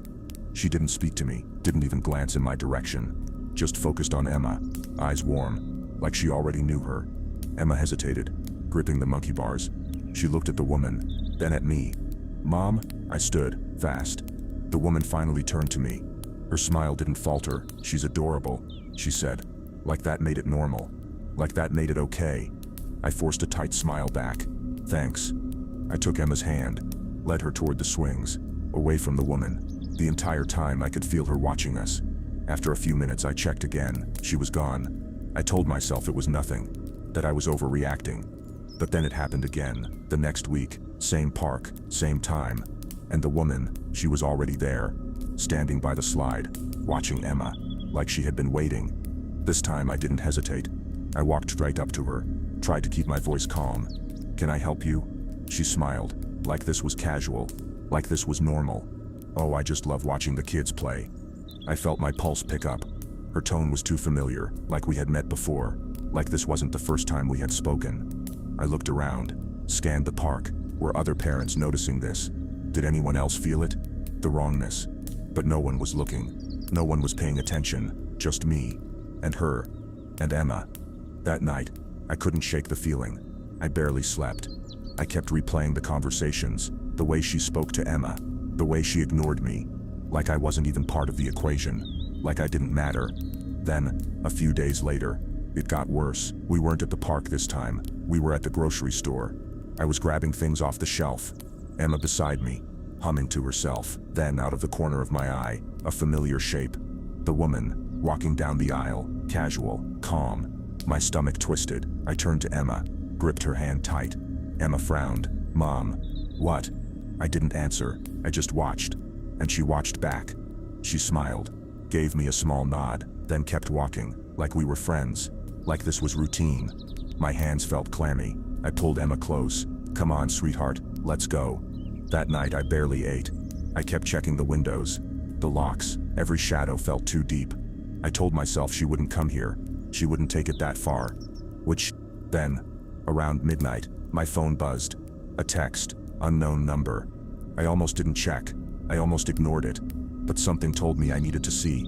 I clicked the message, and my blood turned to ice. A photo.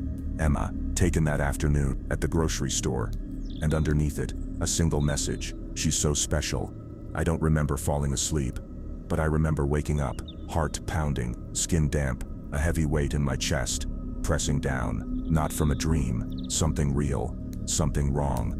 My phone was still in my hand, the screen glowing softly in the dark, the message still there, "She's so special." I sat up, every nerve in my body on edge. Emma. I had to check on Emma. I swung my legs out of bed, moving fast, too fast. My vision swayed, my balance unsteady. Focus. I stepped into the hallway. It was too quiet. No hum of the fridge, no creaks from the old pipes, just silence. My stomach twisted. Something was wrong. I reached Emma's door, turned the handle, pushed it open, and stopped. Her bed was empty, sheets rumpled, but she wasn't there. My breath caught. "Emma." No answer. The silence stretched. Then, a sound, soft, muffled, from inside the house. I moved without thinking, bare feet against cold wood. The sound was coming from the living room. A voice. Low, soothing, a woman's voice. I reached the doorway, my body locked up, every muscle froze, because there, sitting on the couch, stroking Emma's hair, was her. The woman from the park, the woman from the store, the woman who had been watching, waiting, and now, she was inside my home. I couldn't breathe, couldn't move, my heart slammed against my ribs. Emma's small voice broke the silence. "Mom." She sounded confused, sleepy, like nothing was wrong. Swallowed down the terror in my throat, forced my voice to stay steady. "Emma, come here." She hesitated, looked between me and the woman. The woman smiled, like this was normal, like I was the one being unreasonable. "Everything's fine," she said, smoothing Emma's hair. "She was just having a bad dream. I was helping." I felt sick, my fist clenched. "How did you get in?" The woman didn't blink, didn't flinch, just tilted her head. "The door was open," she said. I knew she was lying. I knew every lock had been set. I had checked. But before I could speak, Emma did. "She woke me up," she said, rubbing her eyes. She knocked on my window. A chill ripped through me. I turned to Emma, my voice sharp. "You opened your window?" Emma hesitated, then nodded. She said she knew you. My body went cold. I turned back to the woman, my vision blurring with rage and fear. I stepped forward, tried to stay calm, but my voice came out low, dangerous. "You need to leave." She sighed, like I was being difficult, like I wasn't understanding. I just wanted to see her. She stood, slow, unhurried. She reminds me so much of my own daughter. I didn't care. I didn't listen. I grabbed Emma's wrist, pulling her behind me. Every instinct screamed to protect. "Get out." The woman's smile faded. For the first time I saw it. The shift, the mask slipping. The warmth drained from her face, replaced with something flat, empty. Her voice dropped. "You don't understand, do you?" I didn't wait. I grabbed my phone, dialed 911. The woman watched me, expression unreadable. Then, she moved. Fast. Too fast. She snatched my wrist. Her grip iron. The phone slipped from my fingers, hit the floor. I twisted, ripped my arm away. She stepped closer, and whispered, "She's mine now." I shoved her, hard. She stumbled back, but not far enough. Her eyes flicked to Emma, and I saw it, the calculation, like she was deciding how fast she could move. I didn't give her a chance. I grabbed Emma, my hands shaking, pushed her toward the door. Go, I whispered. Run. Emma hesitated, confused. Then she saw my face, and she ran. The woman lunged. I blocked her, fought, pushed. I didn't care how strong she was, didn't care how crazy she was. She wasn't getting to my daughter. The struggle was fast, messy. I didn't feel the pain, didn't notice the scratches, the bruises. I just kept fighting, until I heard the sirens. She did too, and she stopped. Her whole body stilled, like a switch had flipped. She stepped back, smoothed her hair, and smiled. The cops took her, asked me questions, checked Emma. They told me she was unstable, that she had lost her own child years ago, that she had been arrested before, for attempted kidnappings. But she had never made it this far. They said we were lucky. I didn't feel lucky. I felt watched, targeted, like she had chosen us.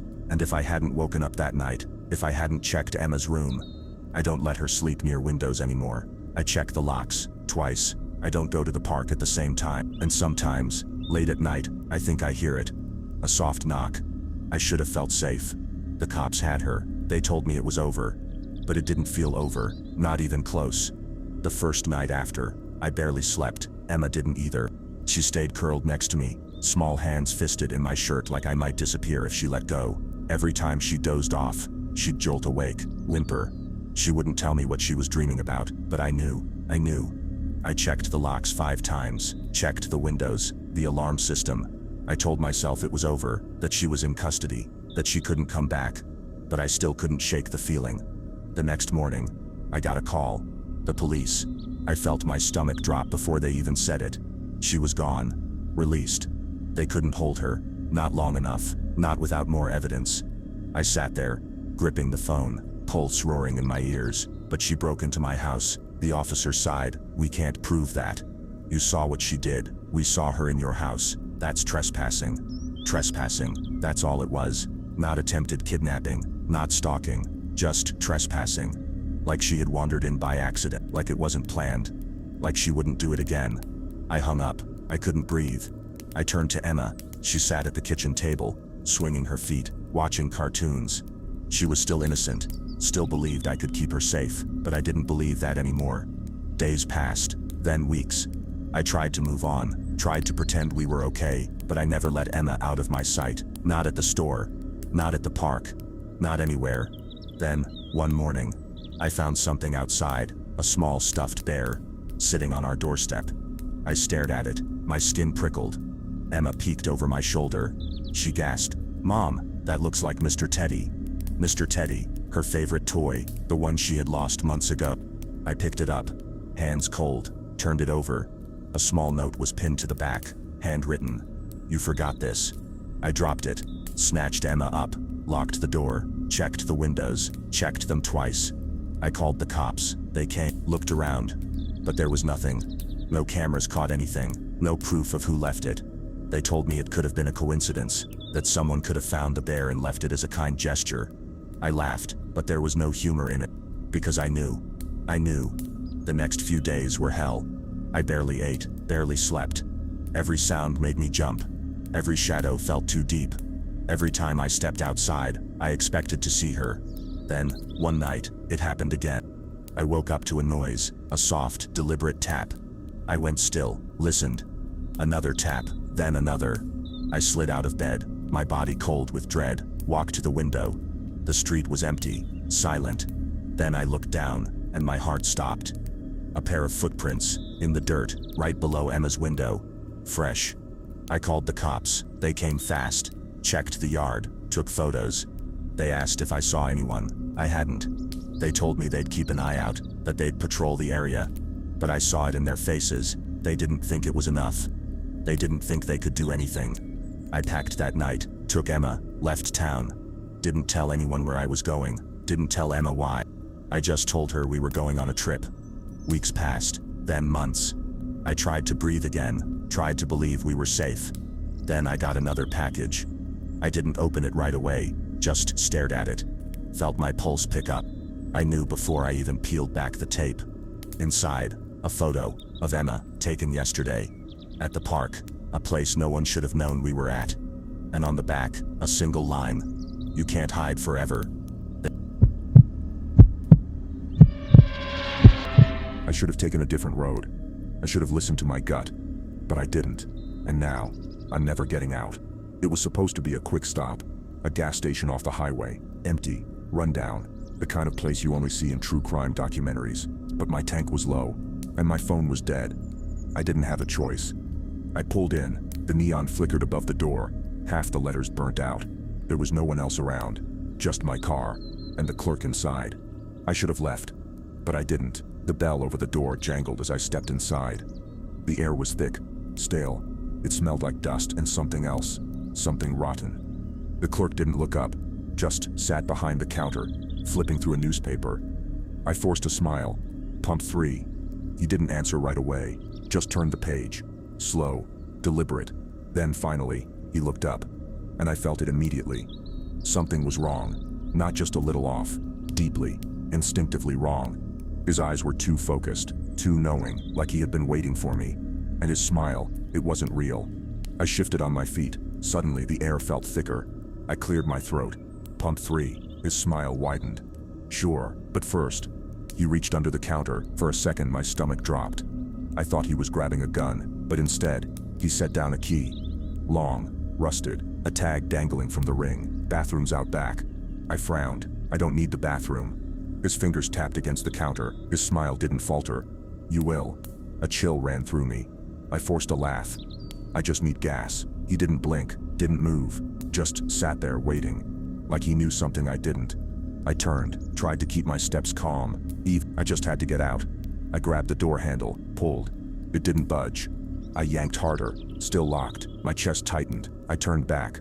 The clerk was still sitting there, still smiling. Bathrooms out back, he said again, like this was routine. Something in my brain screamed run, but there was nowhere to go.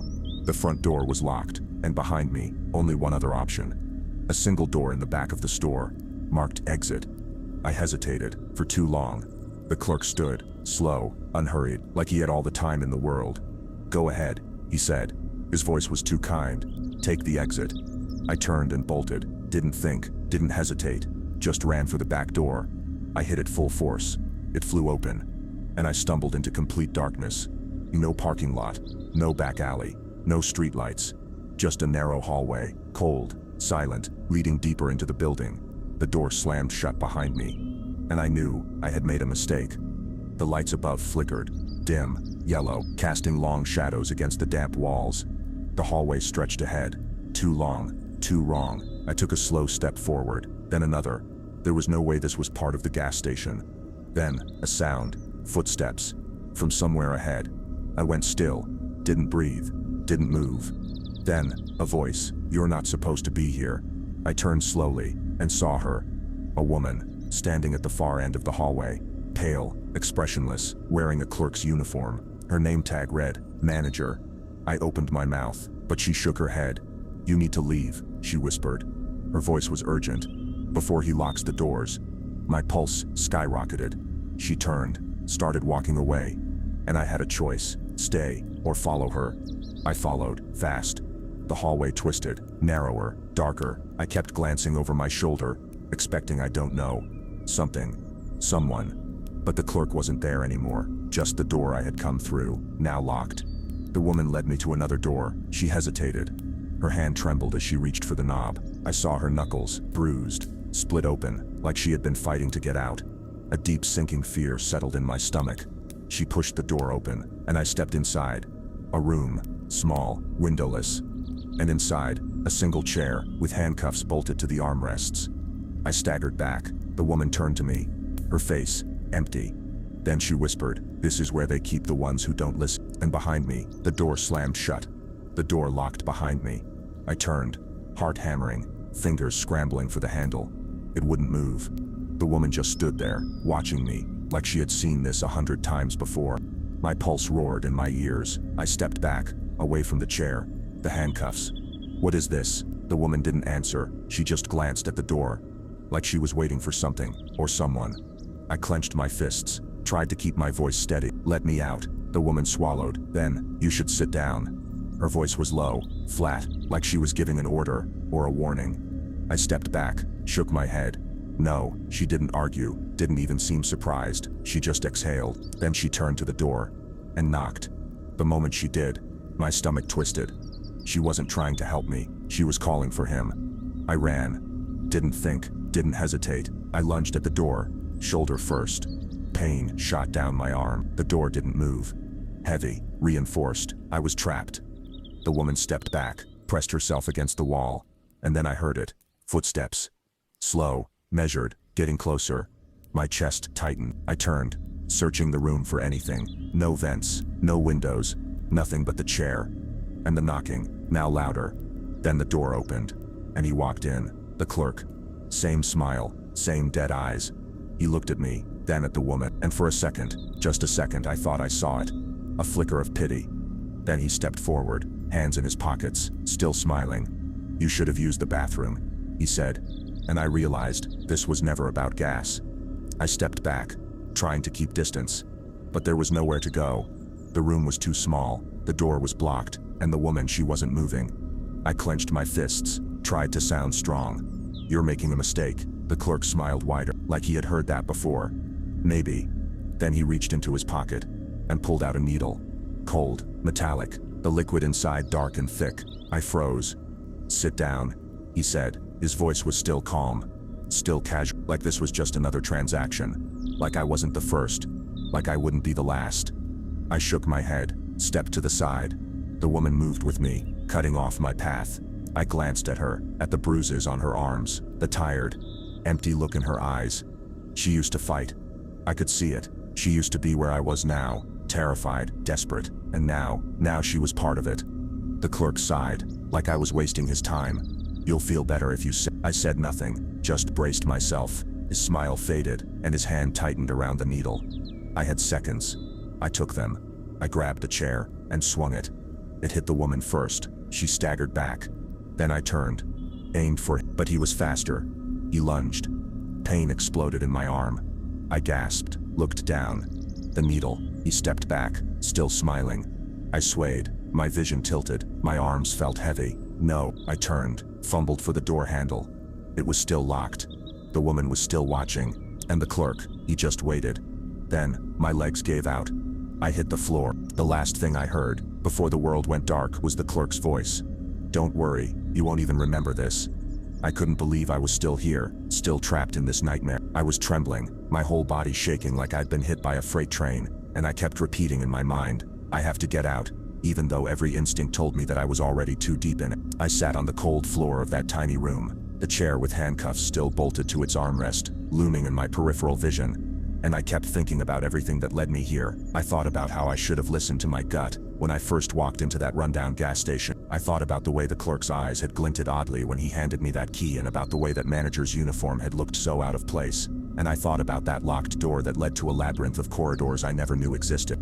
I slowly stood up, wincing as every muscle screamed in protest. I tried to steady my breathing, reminding myself that I needed to think clearly if I was going to escape this place. I took a deep breath, and then another, filling my lungs with the stale, musty air, and I forced my trembling legs to move. I crept toward the door that led back into the hallway, my hand shaking so badly I almost dropped the flashlight I'd clutched since I first realized I was being held here. "I have to get out," I whispered to myself, my voice barely audible in the oppressive silence of the corridor. Every step I took echoed in my ears, each creak of the floorboard a reminder that something might be lurking nearby. I kept glancing over my shoulder, my heart pounding, and every time I did, I felt like I saw movement out of the corner of my eye, but when I turned, nothing was there.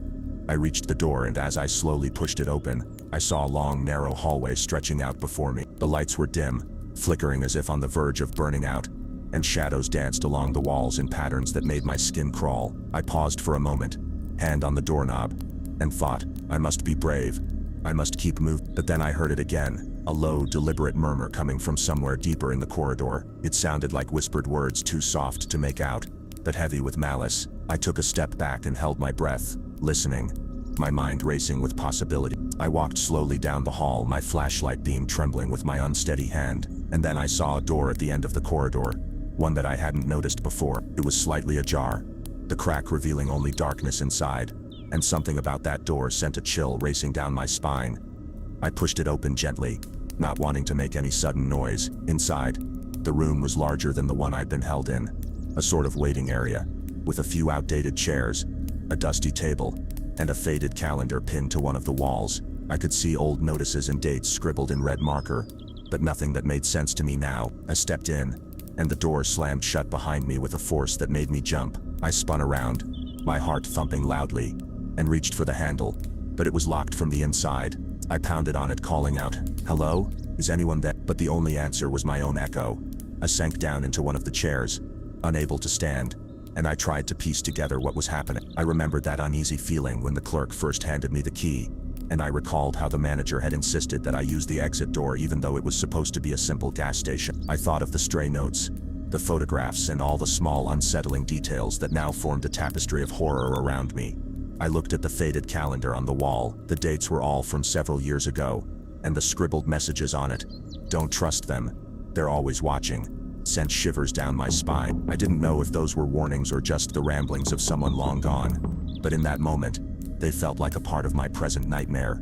I tried to recall when I had last seen a friendly face. I thought of the woman who had led me here, her eyes betraying a mixture of resignation and terror, and I remembered the clerk's unnerving smile. I realized then that every person in this place was playing a part, a role in some grand, twisted scheme that I was now tangled in. I got up again, determined to find a way out, even if it meant wandering the maze-like corridors of this forsaken building. I moved cautiously, every step measured and deliberate, and I kept repeating, "I have to get out." As I made my way down another hall, I began to hear faint sounds, whispers that I couldn't quite decipher, the rustling of fabric as if someone were moving behind me, and the occasional creak of a door that should have stayed shut. I felt like I was being herded, guided by a presence I couldn't see but could feel pressing down on me from all sides. I reached another door slightly ajar and I peered through. Inside, I saw a small office with an old desk and a monitor that flickered with static. I couldn't tell if it was turned on or not, but the screen reflected my pale face back at me, distorted by the interference. For a moment, I thought I saw a figure behind me in the reflection, a fleeting glimpse of something dark and formless. I whipped around, my heart racing, but found only empty hallways. "I'm just tired," I muttered to myself. "I'm just imagining things." But deep down, I knew that wasn't true. I knew that something had been following me since the moment I stepped into this place. I pulled out my phone, desperate to call for help, but the signal was still non-existent. I tried again and again until I finally managed to get a faint connection, and I heard a crackle before a voice said, "We're on our way." The line went dead again, and I was left in that suffocating silence. I didn't know whether to be relieved or more terrified. Without warning, the room's lights dimmed further, plunging everything into near darkness, and the static on the monitor began to resolve into an image. A grainy video of a man. It was him, the same man I had seen outside earlier, the one with the unnerving smile. I froze. I couldn't move. My eyes were locked on the screen as the video showed him walking down a hallway, as if he were guiding me somewhere. I didn't know whether to follow the image or to run in the opposite direction, but the overwhelming instinct was to escape. I bolted to the door, my hand shaking as I fumbled with the lock. The video continued to play in my mind, every step of his measured walk echoing in my head, urging me to follow him, yet warning me of the danger that lay ahead. I finally forced the door open, and I stepped out into another corridor that was even darker than before. The sound of my footsteps and shallow breaths filled the void, and I tried to remain calm, to focus on one step at a time. I kept saying to myself, "I have to get out. I have to find a way back to safety." But as I walked, I heard something that made me stop in my tracks. A low, rasping whisper that came from behind me. I spun around, and for a moment, I saw nothing but the impenetrable blackness. I couldn't tell if it was the wind, a trick of the light, or something far more sinister. I began to run again, my feet pounding against the worn carpet of the hallway. Every time I looked back, I thought I saw a silhouette, just a dark blur moving in a way that defied logic. It was like someone was toying with me, leading me further into the maze of this cursed building. I rounded a corner, and found myself in a narrow passage that ended in a heavy wooden door. Desperation gave me strength. I slammed my hand against the door, shouting, "Let me out." There was no response, only the echo of my voice bouncing off the walls. The door creaked open slowly, as if it were inviting me into another part of this nightmare. I hesitated, my mind screaming to turn back, but my body compelled me forward. Inside, I found a small abandoned office, with peeling wallpaper and a single desk lamp casting weak light. On the desk was a handwritten note. I picked it up with trembling fingers. It read, "There is no escape. You belong here." I crumpled the paper in my hand, my eyes stinging with tears of fear and disbelief. At that moment, the door behind me slammed shut. With a force that rattled the walls, I jumped, my heart pounding so hard I could barely hear myself think. I ran to the door, tried to open it, but it wouldn't budge. I pressed my ear to it, and I heard muffled voices. Calm, measured voices that didn't belong in a place like this. I couldn't make out the words, but they sent chills down my spine as if someone were discussing my fate. In detached tones, panic surged through me. I pounded on the door, screamed at the top of my lungs. "Let me out, please." But there was nothing. Only the sound of my own frantic breathing and the slow, inevitable tick of time in that oppressive room. I sank to the floor, trying to calm myself, trying to think of another way out. It's when I heard it. A soft, almost soothing sound of footsteps approaching, but not rushing, as if the very walls were giving me permission to step forward. I looked up, and in the faint light of the desk lamp, I saw a figure emerge from the shadows. He wasn't the same man from the video. His face was lined with worry, his eyes tired but kind. "Are you okay?" he asked in a low voice, genuine concern in his tone. I blinked, my mind racing. "Who are you?" I managed to choke out, voice trembling. He hesitated, as if weighing whether to speak. "I'm Michael," he said quietly. "I've been trapped here too." I stared at him, hardly daring to believe what I was hearing. "Trapped here?" I echoed, my voice barely above a whisper. He nodded. "I came in for a job, like you. I didn't realize, until it was too late. The doors, the corridors, they all change when you're alone." I felt a lump form in my throat. "I've been trying to get out for hours. Every door, every corridor, it's like a maze."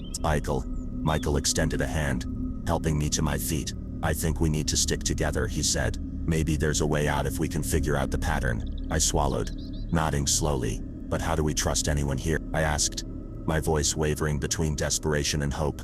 He smiled faintly. "I don't know," he admitted, "but I'm not alone anymore. And maybe that means we can fight this, whatever this is."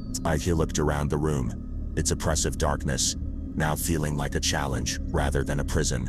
I gathered my strength, and together we pushed on. We opened a window that I'd thought was permanently sealed. It groaned as it swung open, letting in a sliver of cold, damp air from outside. Michael whispered, "This might be our exit." I wasn't sure, but at that moment, I was willing to try anything. We climbed out, through the window, scrambling along a narrow ledge that clung to the building's side. The world outside was a blur of dark silhouettes and muted streetlights. We reached the ground with a thud, landing roughly on the pavement. My legs felt weak, and I could barely stand, but the fresh air filled my lungs with a promise of escape. We didn't stop to rest. We ran, together. We sprinted away from that accursed building. The memory of its labyrinthine halls seared into our minds. Every step was a mix of fear and relief. Every glance behind us made my heart skip a beat, but we kept moving, leaving behind the horror that had consumed us for so long. I kept looking at Michael as we ran, wondering how many others had been trapped here. I wondered if there were more like us, desperate souls fighting to reclaim their freedom from this place that seemed to exist in a world of its own.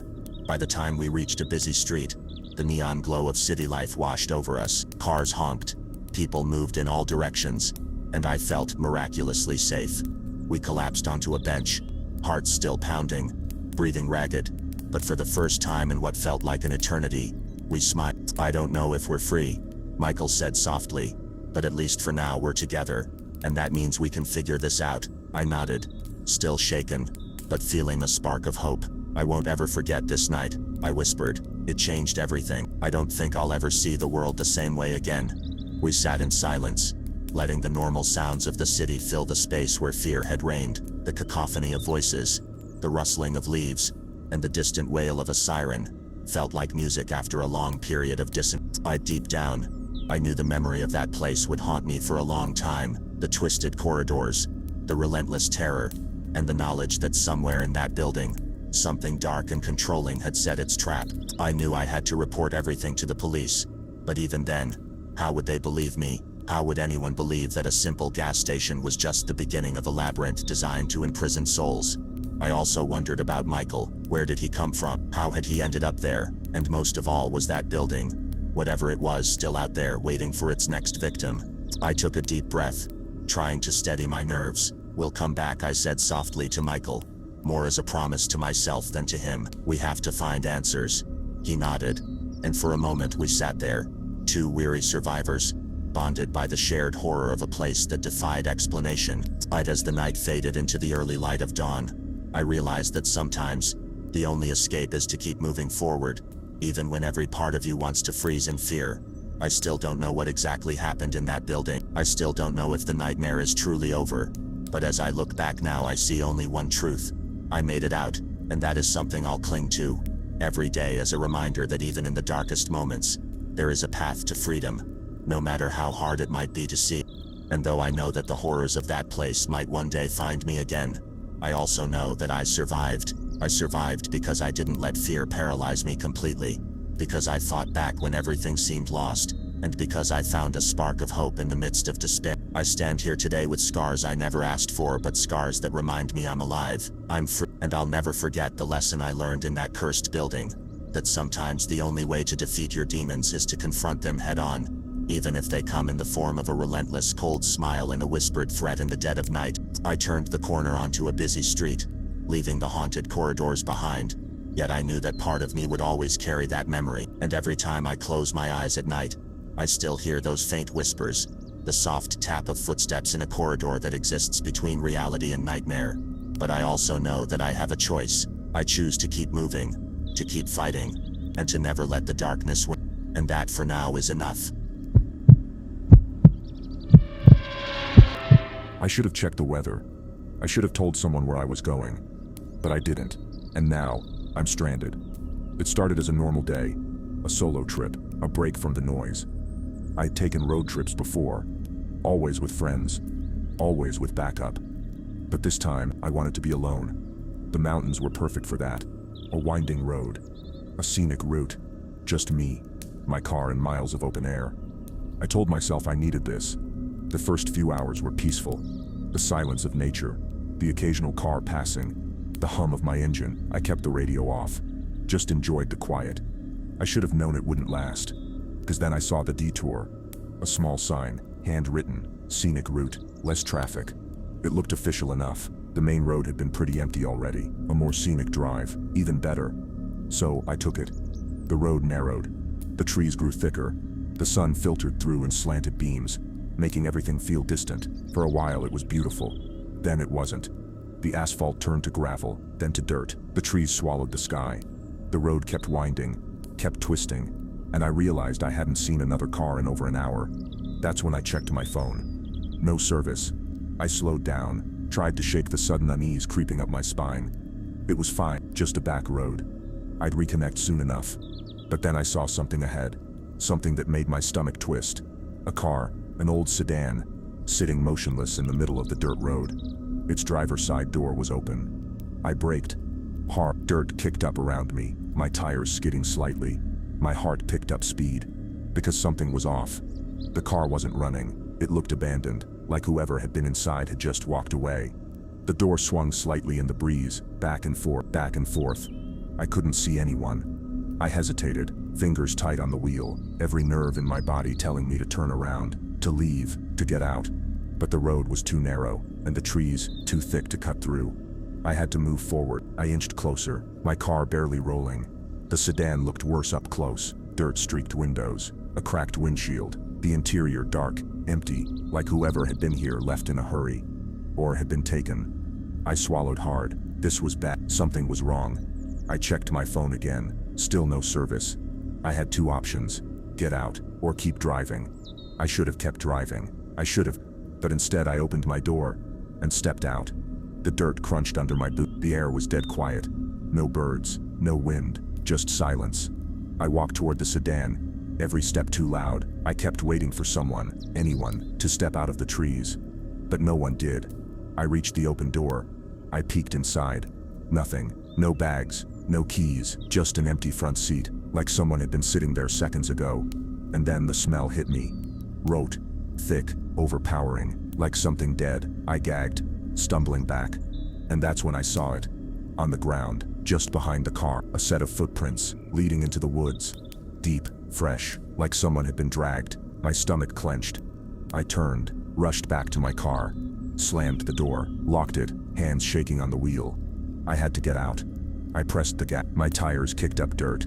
I drove past the sedan, heart hammering, faster, Faster. I needed to find another road. I needed to get back to the highway. Then, I saw the second car, parked further ahead. Same story, door open, empty. And behind that, a third. Then a fourth, all abandoned, all with their doors open, all with footprints leading into the woods. I slammed the brakes, tried to turn around, but there was no space. The road was too tight. And then I heard it, a branch snapping. Not behind me, not from the woods, but ahead, up the road, somewhere out of sight. I didn't wait, didn't hesitate. I threw the car into reverse. And that's when my headlights caught it. A figure, standing in the trees, motionless, watching. And behind them, more. I froze.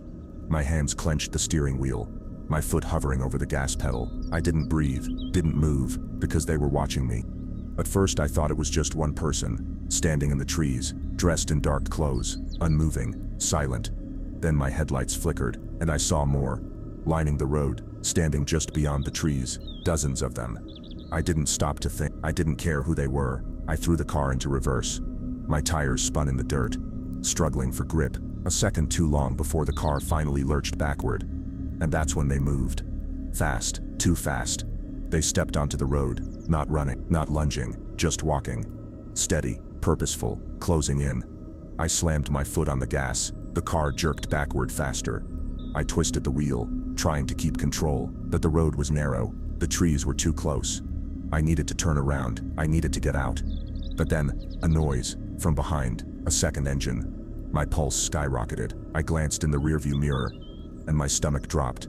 Headlights, blinding, bright, a car, not parked, not abandoned, coming straight at me. Fast. I swerved, yanked the wheel to the side. The tires screeched in protest. The car skidded, barely missing the trees, and the oncoming vehicle flew past. It didn't slow down, didn't stop. It kept going, straight ahead, toward them. For a second, I thought it was an accident, that maybe someone else had gotten lost here too. But then I saw. The driver wasn't panicked. They weren't trying to escape.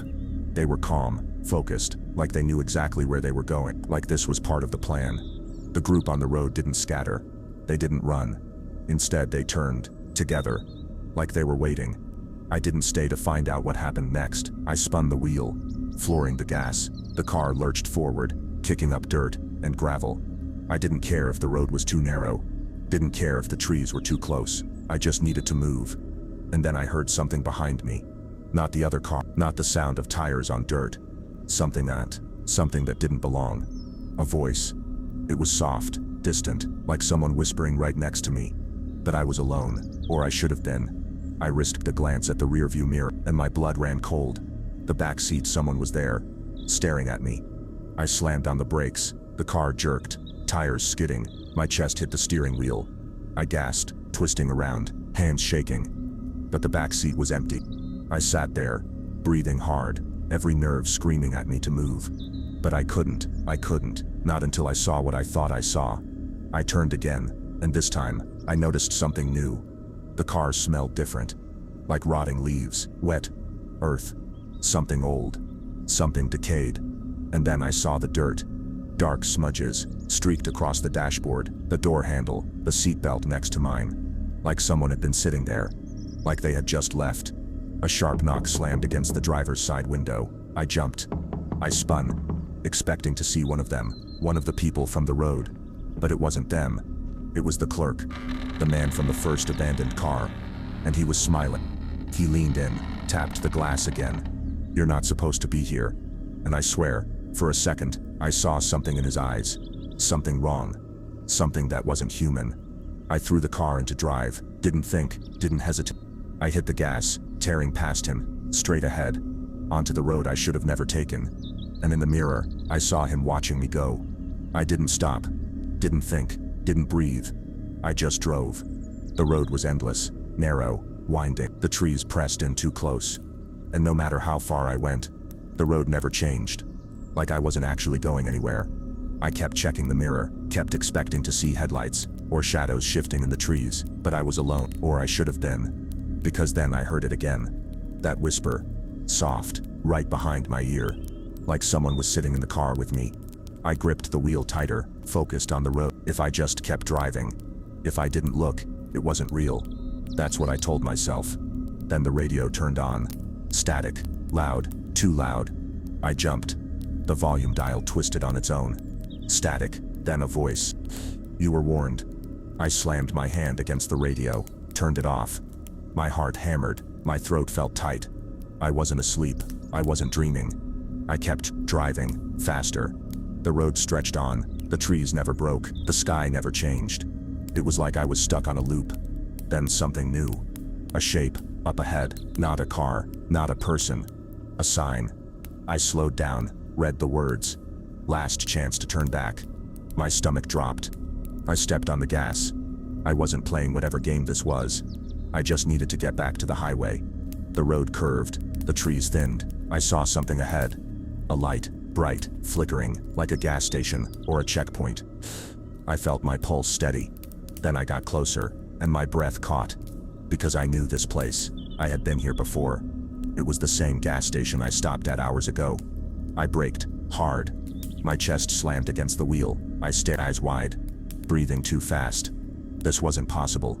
The parking lot, the old neon sign, the clerk inside. All exactly the same, like I had never left. Like I had been driving in circles. I reached for my phone. No service, same as before, same as always. I felt sick. Then the gas station door opened, and he stepped out. The same clerk. He smiled, like he had been expecting me. Like this had happened before. Like I was supposed to come back. I didn't move. Didn't blink. Then, he raised a hand and waved. Casual, friendly. I threw the car into reverse. I wasn't staying here. I wasn't going inside. I didn't care if I had to drive all night. I just needed to get away. But then I saw it. In the mirror. The road was gone. Not blocked, not twisted, just gone. Only trees, thick, endless. The road had never been there. I was never leaving. The clerk took a step closer. Still smiling. Still watching. Then he spoke. "Now you understand." And I finally did. I never should have taken the job. I knew it the second we left port. Something felt off. Now, I know why. It was supposed to be easy. A cargo ship, a simple route. No passengers, no crowds, just a skeleton crew and a payday. I wasn't supposed to ask questions. I didn't care what they were shipping. I should have. The first few days were fine. The usual stuff, deck work, meal breaks, listening to the engine hum beneath my feet. Then on the fourth night, we lost a man, and nobody talked about it. I only knew because of his boots. A guy named Lewis, big guy, quiet, one of the old-timers. I passed by the deck that morning, and there they were. His boots, neatly placed, just sitting there. At first I thought nothing of it. Maybe he switched them out. Maybe he was sleeping. Then I asked around, and the answers didn't make sense. He left, on a cargo ship, in the middle of the Pacific. I laughed, thought they were messing with me. Then I saw their faces. Nobody was laughing. I dropped it, because no one would explain. Because the air felt different. Because suddenly, I realized I was on the wrong ship. But it was too late. The radio stopped working that night. The satellite phone, dead. And the captain, gone. No warning, no signs of struggle. His cabin, still locked from the inside. Nobody spoke at breakfast the next morning. Nobody looked at each other. That's when I knew. Something was wrong, something was happening, and whatever it wasn't over. Because we were still days away from land. I barely slept that night. Every sound made my skin crawl. The ship groaning against the waves, the wind whipping through the hull, the occasional clang of metal, but it was the footsteps that kept me awake. They weren't normal. Not the heavy stomp of boots, not the shuffle of a tired crew member. These were different, light, deliberate, like someone moving carefully, like someone trying not to be heard, and they were coming from the deck. I sat up, felt my pulse hammer in my throat. It was late. Nobody was supposed to be outside. Except someone was. I slid out of my bunk, quiet, careful, my breath barely even there. I stepped into the hallway. The walls seemed tighter, the ship felt too empty. And the moment I stepped onto the deck, I saw it. The second pair of boots, sitting right where Lewis's had been. Neatly placed, no sign of the owner. Looked around, the deck was silent, empty. I was alone. Or at least I thought I was. Then, a whisper, right behind me. Soft, too soft. I turned fast. Nobody. Nothing. Just the ocean stretching for miles, just the dark water moving too slow. But something felt off. Something felt wrong. I stepped forward, peered over the railing. At first I saw nothing. Just the waves, just the reflection of the ship's lights. Then I saw it. A handprint pressed against the metal hull, far below, near the waterline. Too far down for anyone to have reached, too far down for anything human. My stomach knotted. Then, a sound. Something moving beneath the ship. Something big. The water rippled. I backed away, heart pounding. That's when I heard it. The scream. It came from below deck, muffled, cut short. And suddenly, the ship felt so much smaller. Like there was nowhere to hide. I ran, didn't care about noise. I had to wake the others, had to warn them, I stopped. Because when I reached the crew's quarters, every door was open, every bunk was empty, and on the floor, more boots, neatly placed, pairs and pairs of them, like they had all left at the same time. I didn't breathe, didn't move. Then behind me, a sound, slow, wet, footsteps, not heavy boots, not human, something else, something that had crawled up from the water, and now, it was standing right behind me. I didn't turn around. I couldn't. I knew deep in my gut, that if I turned, I'd see something I wasn't meant to. Something that shouldn't be here. The air felt heavy, the room was dead silent, except for that sound. Not footsteps, not boots against metal. Something wet, sticky, slow. I gripped the doorframe, my whole body locked up. I had to move, I had to run, but my legs wouldn't listen. A breath brushed against my neck, not warm, not human, cold, like the depths of the ocean. I clenched my jaw. Then, a voice, low, wrong, like someone trying to mimic human speech. You were not meant to see this. I felt my stomach drop. I bolted, didn't think, didn't breathe, just ran. The halls blurred past me, steel walls, empty bunks, more pairs of neatly placed boots. I ignored them. I reached the stairs, took them 3 at a time. I needed to get to the bridge. I needed to call for help, but when I pushed open the door, I saw why I couldn't. The radios, smashed, the control panels, ripped open. Exposed wires hung from the walls, sparking. The screens were dead, and sitting in the captain's chair was one of the crew, at least it used to be. But something was wrong. His head was tilted at an unnatural angle, his arms hung limp, but his eyes, they were open, and he was smiling. Not at me, not at anything, just smiling, like he had seen something so horrifying, his mind never came back. I stumbled back, clamped a hand over my mouth. My brain screamed move, run. Then his lips moved. No sound came out, just a dry whisper, like his voice had been stolen. I took another step back, and something crunched under my foot. I looked down. A radio piece, not smashed, not broken, still intact. I grabbed it, fumbled to turn it on, static. Then, a voice. If anyone can hear this, the signal was weak, the voice was frantic. You're not alone. I gripped the radio tighter. Then, something moved behind me. A shift in the air, a shape in the reflection of the dead screens. I turned too slow. The bridge door slammed shut. I spun, hands shaking, the lock clicked from the outside. And just like that, I was trapped. The only way out was through the windows. But we were stories above the deck, and I could still hear it, that thing, moving outside the door. I pressed the radio to my lips, tried to keep my voice steady. Who is this? Silence, then, a whisper. Don't look at them. The voice shook, like whoever was speaking was barely holding it together. If you look, they take you. My breath hitched. The crew. I whispered. The boots, the empty bunks. Had they looked? Had they seen something they weren't supposed to? The radio crackled again. You have to get to the lifeboats. I squeezed my eyes shut. I didn't want to go outside, didn't want to see them. But if I stayed, I wouldn't make it till morning. I took a deep breath and ran. I hit the emergency hatch, fumbled with the latch. Something banged against the bridge door, a sound not human, wet, wrong. I didn't look, I couldn't. I threw the hatch open, staggered onto the open deck. The ocean stretched out, endless and black. Cold wind ripped at my clothes. And then, I heard them. Not just one, not just a few. Dozens, all around me. Moving in the dark. I turned toward the lifeboats. They were so close, just a few steps away. Then, a voice. Not through the radio. Right behind me. Where are you going? I froze. The lifeboats were right there. But if I ran now, I'd have to see who was speaking, and if I looked, I wouldn't make it. I could feel them behind me. Not just standing, waiting, watching. They weren't trying to grab me, not yet. They wanted me to look first.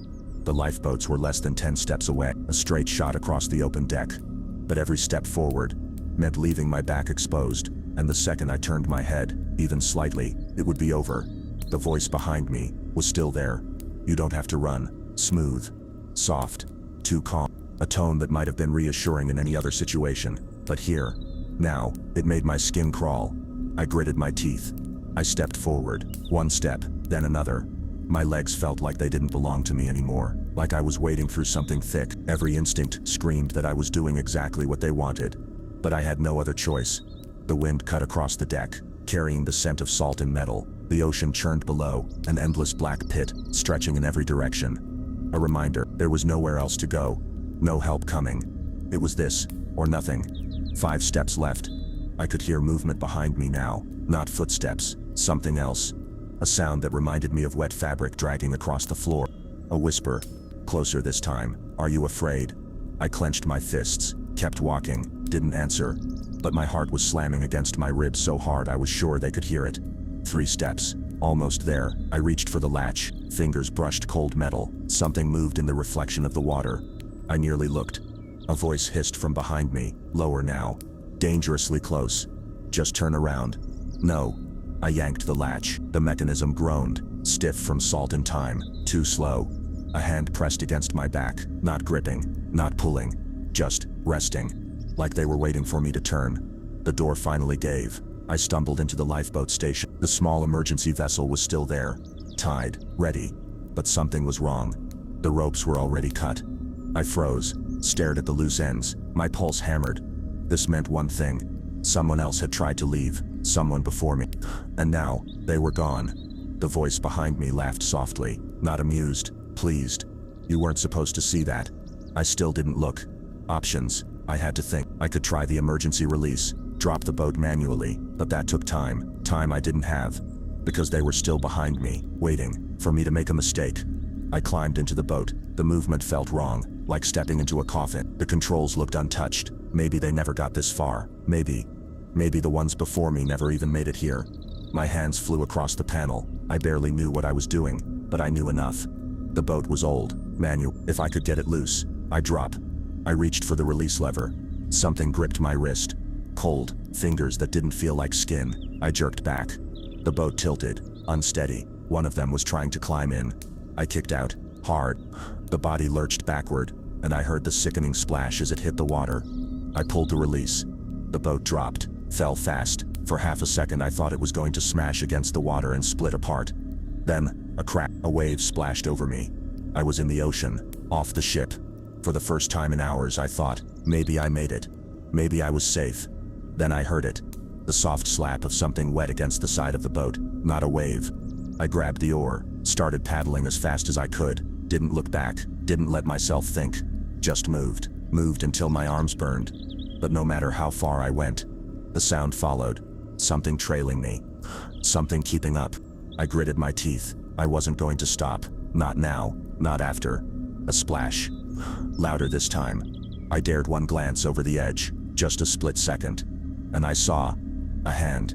Fingers reaching up from the black water. Long, natural. Gripping the side of my boat. I swung the oar. Hard. The fingers slipped away. I rowed. Harder. Faster. I didn't stop. I didn't breathe. Because whatever was in the water, it wasn't letting me go. I saw lights on the horizon. A ship. A real one. A freighter. Moving fast. Not my crew. Not the cargo ship. An actual chance. I screamed. Waved my arms. Desperate. But the second I did, the boat lurched. Something grabbed the bottom. The freighter was getting closer. I was so close, but I could feel the weight dragging me down. A pull. Slow. Relentless. And the moment I looked down, I saw them. In the water. Not one. Not two. Dozens. Waiting. Watching. And smiling. It started with a leak. Something so normal, so small. I wasn't looking for anything. I wasn't suspicious. But when I pulled back the wall panel, I found his secret. And in that moment, everything I thought I knew about him was shattered. Forever. It was Thursday evening. I was home alone, and I had just finished showering. I stepped onto the tile, felt water pooling at my feet. At first I thought I'd just made a mess. But when I looked down, I saw it wasn't coming from me. The floor was wet, the walls were damp, A slow trickle of water ran from a crack near the baseboard. I sighed. Great, a plumbing issue. I wasn't a handyman, but I figured I'd at least check it out. I grabbed a screwdriver, got on my knees, started loosening the panel. It wasn't secured well, almost like someone had removed it before. That should have been my first warning. The panel popped off. I reached inside, felt around for the leak. My fingers brushed against something smooth, plastic. I frowned. It wasn't a pipe. I pulled it out, held it in the dim bathroom light. A small black camera. My stomach twisted. I turned it over in my hands. It was on, recording. I looked back at the hole in the wall, realized it wasn't just one. There were several, wires snaking through the walls, leading to God knows where. I sat there gripping the camera, my breath shallow and quick. There was only one other person who lived here. Him, my boyfriend, my partner of 3 years, the man I trusted, the man I loved. And now, I needed answers. I grabbed the camera and marched into the living room. I wasn't scared, I was angry, and when I saw him sitting on the couch, scrolling through his phone like nothing was wrong, I threw the camera onto the coffee table. He looked up, brows furrowing. What's this? His voice was so calm. I folded my arms. You tell me. He picked it up, turned it over. His expression didn't change. Then he smiled. Baby. He chuckled. This isn't what you think. His voice was smooth, too smooth. He leaned forward, hands open, like he was trying to calm a wild animal. I stared at him. Then what is it? His smile didn't waver. Security. For you. I put them in to make sure you were safe when I wasn't home. I almost laughed. Security. I gestured toward the camera, inside the bathroom. He didn't even blink. He just nodded. You shower late at night. You're home alone a lot. If something happened. I cut him off, and the one in the bedroom? His jaw tensed, just for a second, then the smile was back. Baby, I just wanted to keep you safe. It was so convincing, so normal, any other woman might have believed him. But I had seen his face change for just a second, that flicker of something dark. I wasn't dropping this. I crossed my arms, and where would the cameras lead? His eyes narrowed. For the first time he hesitated. I had pushed too far. He leaned back on the couch, exhaled slowly, then, a smirk. Do you trust me? I felt my stomach twist. That was when I realized I was never going to get the truth from him. Not like this. Not face to face. If I wanted answers, I had to find them myself. So I forced a smile, softened my stance, tilted my head like I was thinking about it. Maybe I overreacted. I murmured. His shoulders relaxed. His smirk widened. See, that's my girl. But inside I knew. This wasn't over. Not even close. The cameras, the wires, they led somewhere. And I was going to find out where. No matter what it took. I waited until he fell asleep. Pretended everything was fine, acted like I believed him. But the second I heard his breathing slow, I slipped out of bed. I needed to know. I needed to see where those cameras led. I had a feeling they weren't just streaming to his phone. I crept through the hallway. His office door was locked. Of course it was. But I wasn't stupid. I knew where he kept the spare key. I reached under the bookshelf. Click, the door swung open. His office was perfectly neat. Too neat. Everything in its place. Except for one thing. The rug was slightly lifted at the edge, not enough for a normal person to notice. But after 3 years, I knew this room. I knew every inch of this house. I knelt down, pulled the rug back, and found a hatch. My hands started to shake, not from fear, not yet, from pure adrenaline. A hidden door, inside our house, inside his office. I should have left right then. I should have backed out, gone to the police. But I didn't. I opened it. A ladder led down into the dark. I swallowed hard, climbed down, one slow step at a time. The air felt wrong. The room was small and cold, dimly lit by a single screen. The glow cast long shadows against the walls. And when I turned to look, my blood ran cold. Screens, dozens of them, each one displaying a different angle of our home. The bedroom, the bathroom, the hallway, even the inside of my car. They had been watching me, for years. A folder sat next to the keyboard. I opened it with shaking hands. My name, my face, printed over and over. And underneath, transactions. He was selling them, my photos, my private moments, to other people. I stared at the numbers, the payments, the dates. He had been doing this since the beginning. A wave of nausea hit me. I clutched the edge of the desk, felt my hands go numb. But I didn't have time to break down. I had to get out of there. I had to run. I turned and slammed into a wall. No, not a wall. Him. He was standing in the doorway, watching me, expression unreadable. "Shouldn't be down here, baby." His voice was too soft. I backed up, hit the desk. "You," my voice cracked. "You've been recording me, selling." I couldn't even say it. His smile didn't fade. He took a step closer. "You weren't supposed to see this." I felt a cold chill run down my spine. I darted for the ladder, tried to climb up, but his hand snatched my wrist. "Where do you think you're going?" I kicked, scratched, fought like hell. But he was stronger. I felt my body slam against the desk. My head spun. "You should have just let it go," he muttered. He pulled something from his pocket, and everything went black. I woke up gagged and tied, my arms bound, my ankles locked together. A chair. I was in a chair, and he was sitting across from me, his phone in his hand, recording me. His eyes gleamed. "Don't worry," he said softly. "You're not going anywhere." I couldn't move, I couldn't scream, and I could barely breathe. The gag was too tight, the ropes burned against my wrists. I twisted, pulling at the knots, but it only made them cut deeper into my skin. He was sitting right in front of me, just watching, just waiting. His phone was in his hand, recording. "You should have just left it alone," he said, "but I guess curiosity got the best of you." I stared at him. My body was shaking, but not from fear, from rage.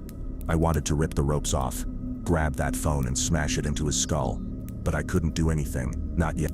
"You're angry," he said, smiling a little. "That's good." He leaned forward, resting his elbows on his knees. "But I think you're confused. Because you still don't understand, do you?" I glared at him, breathing hard through my nose. I didn't want to give him the satisfaction of a reaction. He sighed. "You think this is some big betrayal, but I've been protecting you, watching over you, keeping you safe." I clenched my jaw. Safe? He thought this was about safety? The cameras, the files, the things he had sold. There was nothing safe about any of it. I yanked at the ropes behind me again. Slower this time, more careful. "You're mine," he continued, "and I don't just mean that in a romantic way." His voice softened, like he was talking about something sweet, something beautiful, like this wasn't the most horrifying moment of my life. "You belong to me." He let that sink in, let the words sit in the air, and then after a pause, "You always have." I stopped pulling at the ropes, just for a second. I wasn't going to get out of this by arguing. He wasn't going to listen. I needed a new plan. So I changed tactics. I let my shoulders sag, forced my breathing to slow. I looked down, blinking quickly like I was processing, like I was starting to understand. "Then, what happens now?" He smiled. It was small, satisfied, like he had won. "That depends." He murmured. "Are you ready to stop fighting?" I nodded. He exhaled, like he was relieved. Then he reached behind him, opened a drawer. I expected him to pull out a weapon, a knife. But instead, he pulled out a contract. I blinked, trying to keep my expression neutral.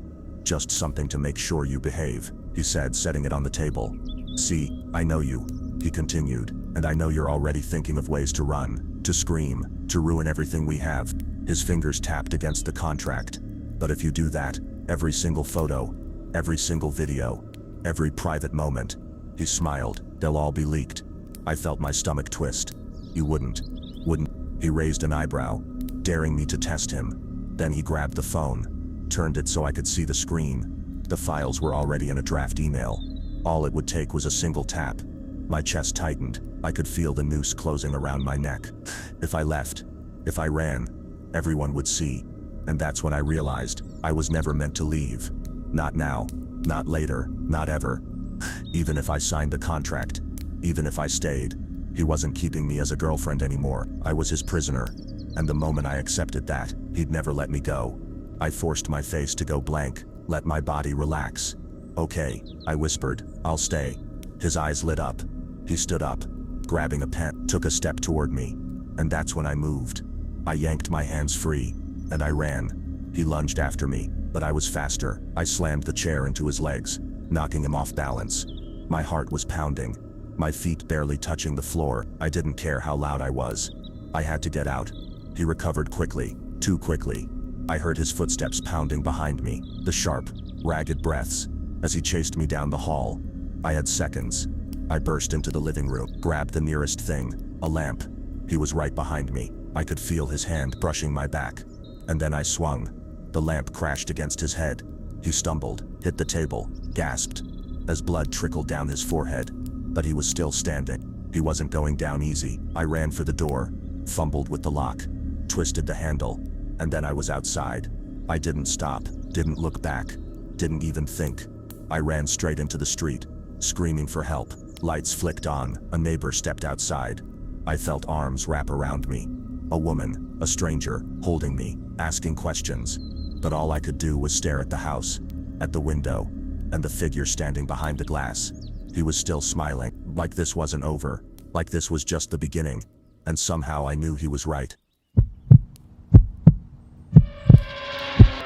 I remember stepping off the helicopter with the sort of excitement you only get when you're on the edge of something big. We'd all heard rumors about secret research in the Arctic, but it never crossed my mind that the rumors would be true, let alone that I'd end up in the middle of them. Dr. Santos, the head scientist, greeted us as soon as we landed on the frozen runway. His smile was tight, like he was trying to hide how important this place really was. From the outside, the research station looked just like any other Arctic outpost. Low metal buildings half buried in snow, antenna arrays poking into a white sky, and a constant hum of generators somewhere beneath the howling wind. The only difference was the security detail. We weren't alone. There were a few men with grim faces and sidearms, standing at the perimeter like statues. My team included 6 people in total: Dr. Santos, his colleague, Bellamy, a quiet but brilliant genetic engineer named Fuentes, a security officer named Wilcox, and 2 of us field assistants, that's me, plus a woman named Warren. We'd been told our jobs were to run errands, maintain equipment, and assist with routine tasks. Everyone kept mentioning routine tasks so often that it felt anything but routine. I told myself it'd be easy money, a short contract, good pay, and then we'd get to go home. We arrived to find the station's corridors well lit. The heating system surprisingly good. At first it seemed comfortable, like they wanted us in top shape for some complicated mission. Wilcox told me he'd come in expecting fewer amenities, maybe cots and cold bunks, but the place was borderline luxurious by Arctic standards. Personal rooms, a decent mess hall, and enough coffee to keep us awake for the next 2 weeks.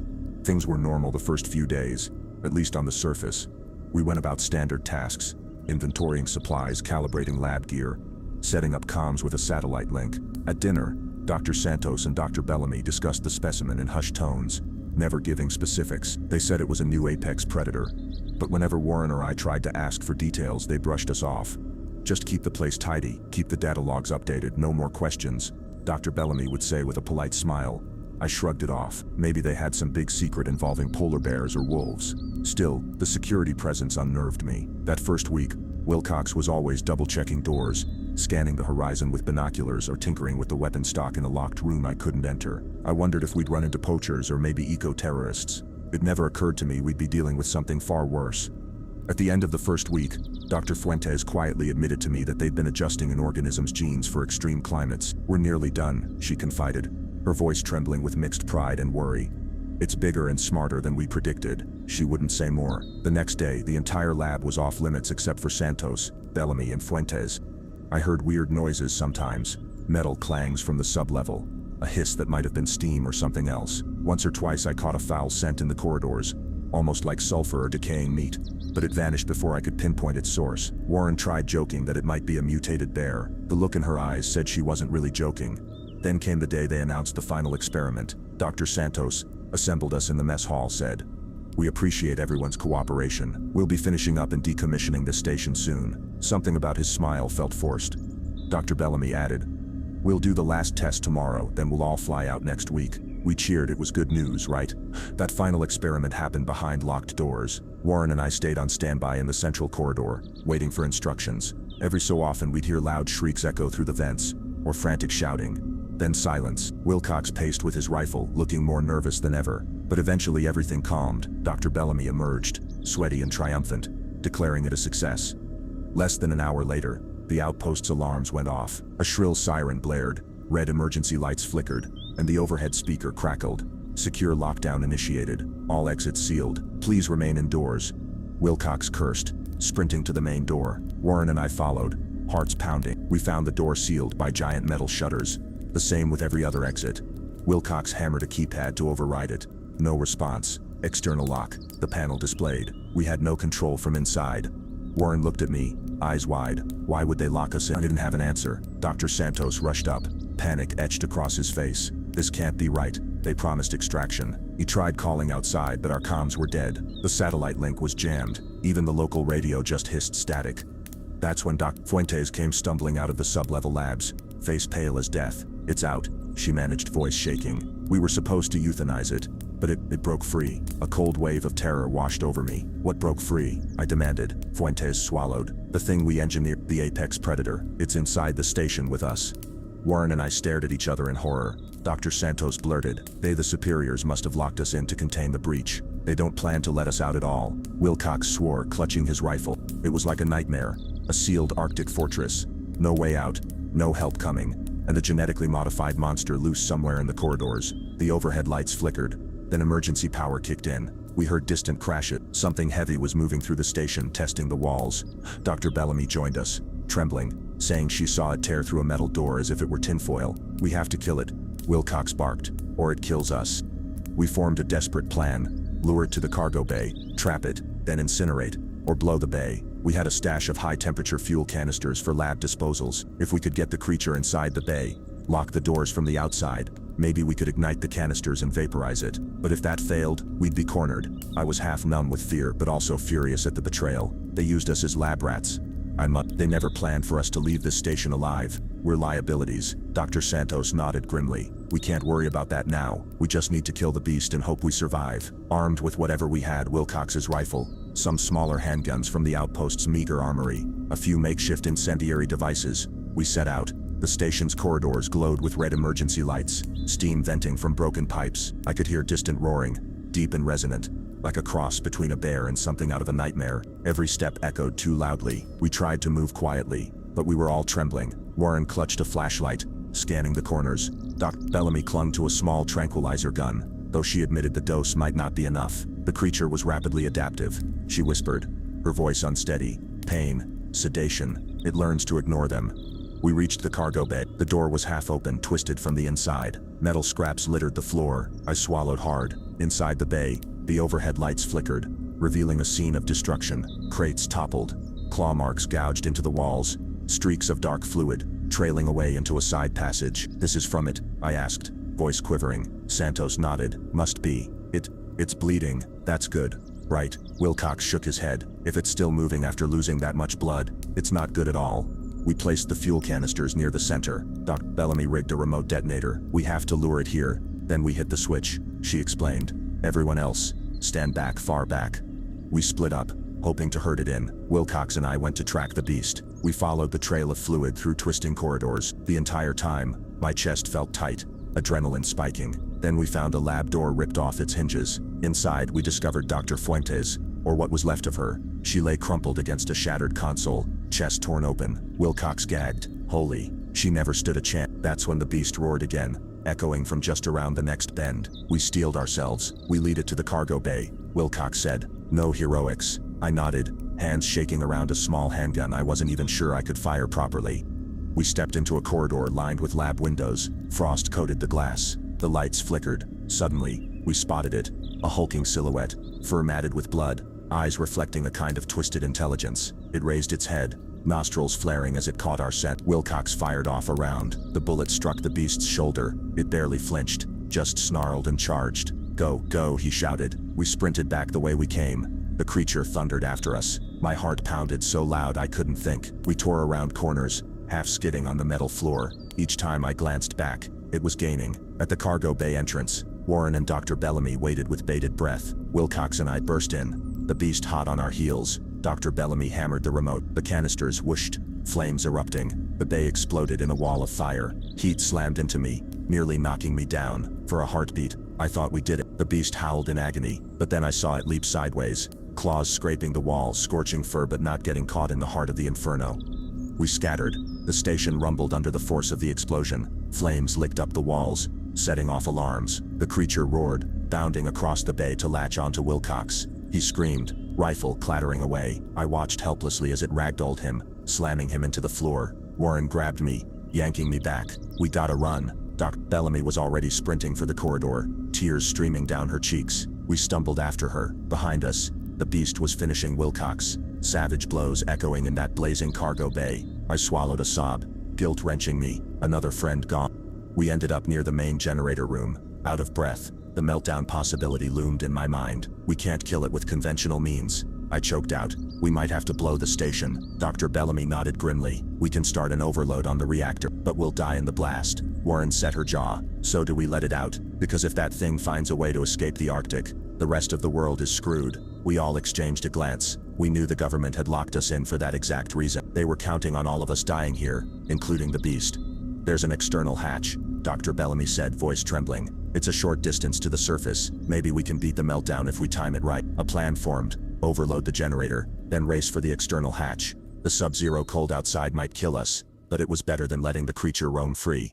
We reached the generator room. The machinery hummed ominously. Alarms were already screeching from the cargo bay fire. Dr. Bellamy started the overload sequence, typing furious commands. Suddenly, a metal door behind us burst open. The creature stood there, fur scorched, bloody, but alive. Its eyes locked onto us with pure hatred. It lunged. I fired my handgun, bullets impacting its hide. It staggered, but didn't drop. Warren swung a metal rod, smashing it across the snout. The creature roared, backhanding her aside. Bellamy hit the final key. It's done, she yelled. We've got maybe 5 minutes before meltdown. The beast howled, swiping at me. I dodged, barely. My shoulder hit the generator console, and pain shot down my arm. The creature pinned Dr. Bellamy for a split second, but Warren jumped on its back, slamming the rod into the side of its skull. It shrieked in fury. I seized the chance, grabbed Bellamy's arm, and we bolted. Warren let go at the last moment, blood dripping from her own wounds, then stumbled after us.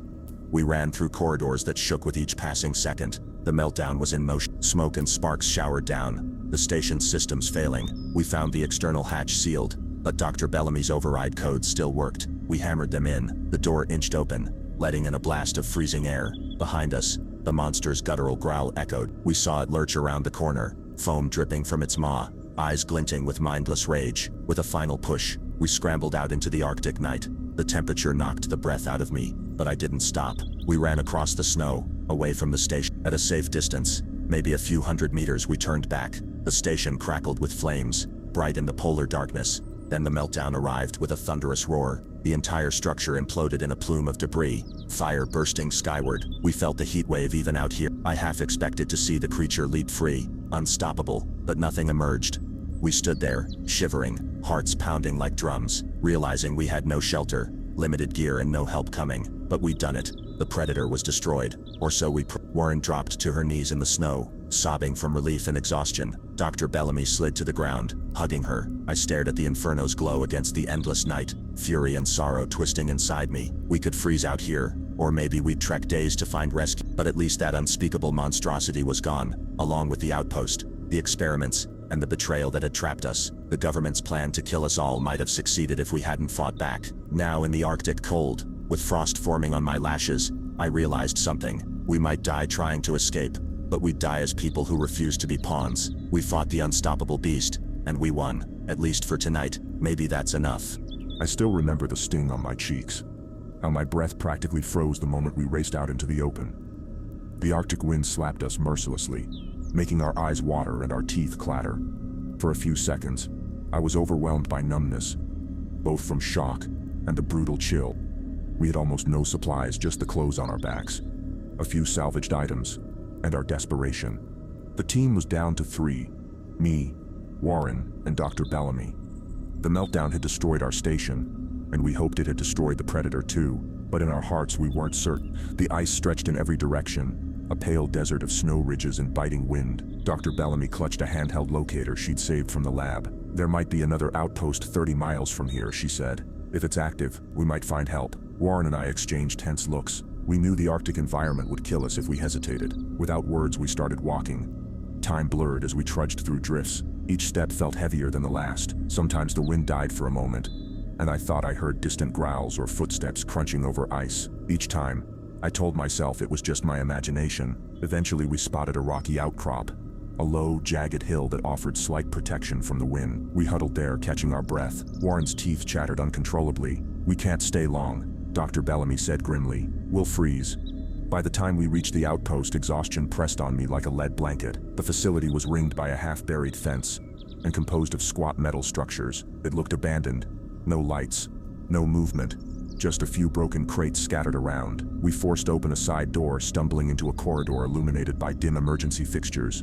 The interior was eerily silent. Papers lay scattered, chairs overturned, as if the occupants had evacuated in a hurry. "Hello?" Warren called, voice echoing. No answer. In a back room we found a small diesel generator. Dr. Bellamy fiddled with the controls. After several tense minutes, it coughed to life, and a faint hum reverberated through the walls. Warm air trickled from overhead vents, barely enough to lift the chill from our bones, but it was a start. We gathered in a break room. The cupboards contained a few cans of soup, some powdered coffee. As we heated water on a small electric stove, my mind kept drifting back to the meltdown. Could the creature have survived that inferno? Warren tried to lighten the mood by noting the coffee tasted like rust, but none of us could muster a smile. Anxiety pressed on my chest. Bellamy picked at the label of her soup can. "We'll check for a radio in the morning," she said. "Maybe we can contact someone who isn't trying to kill us." That night, sleep came in fitful snatches. Once or twice, I jolted awake, heart pounding at the slightest noise, a clank in the pipes, or the groan of settling metal. I told myself it was nothing. In the morning, or what passed for morning in the Arctic gloom, Bellamy insisted we look for a communications room. We weren't safe here long term, and we needed real rescue.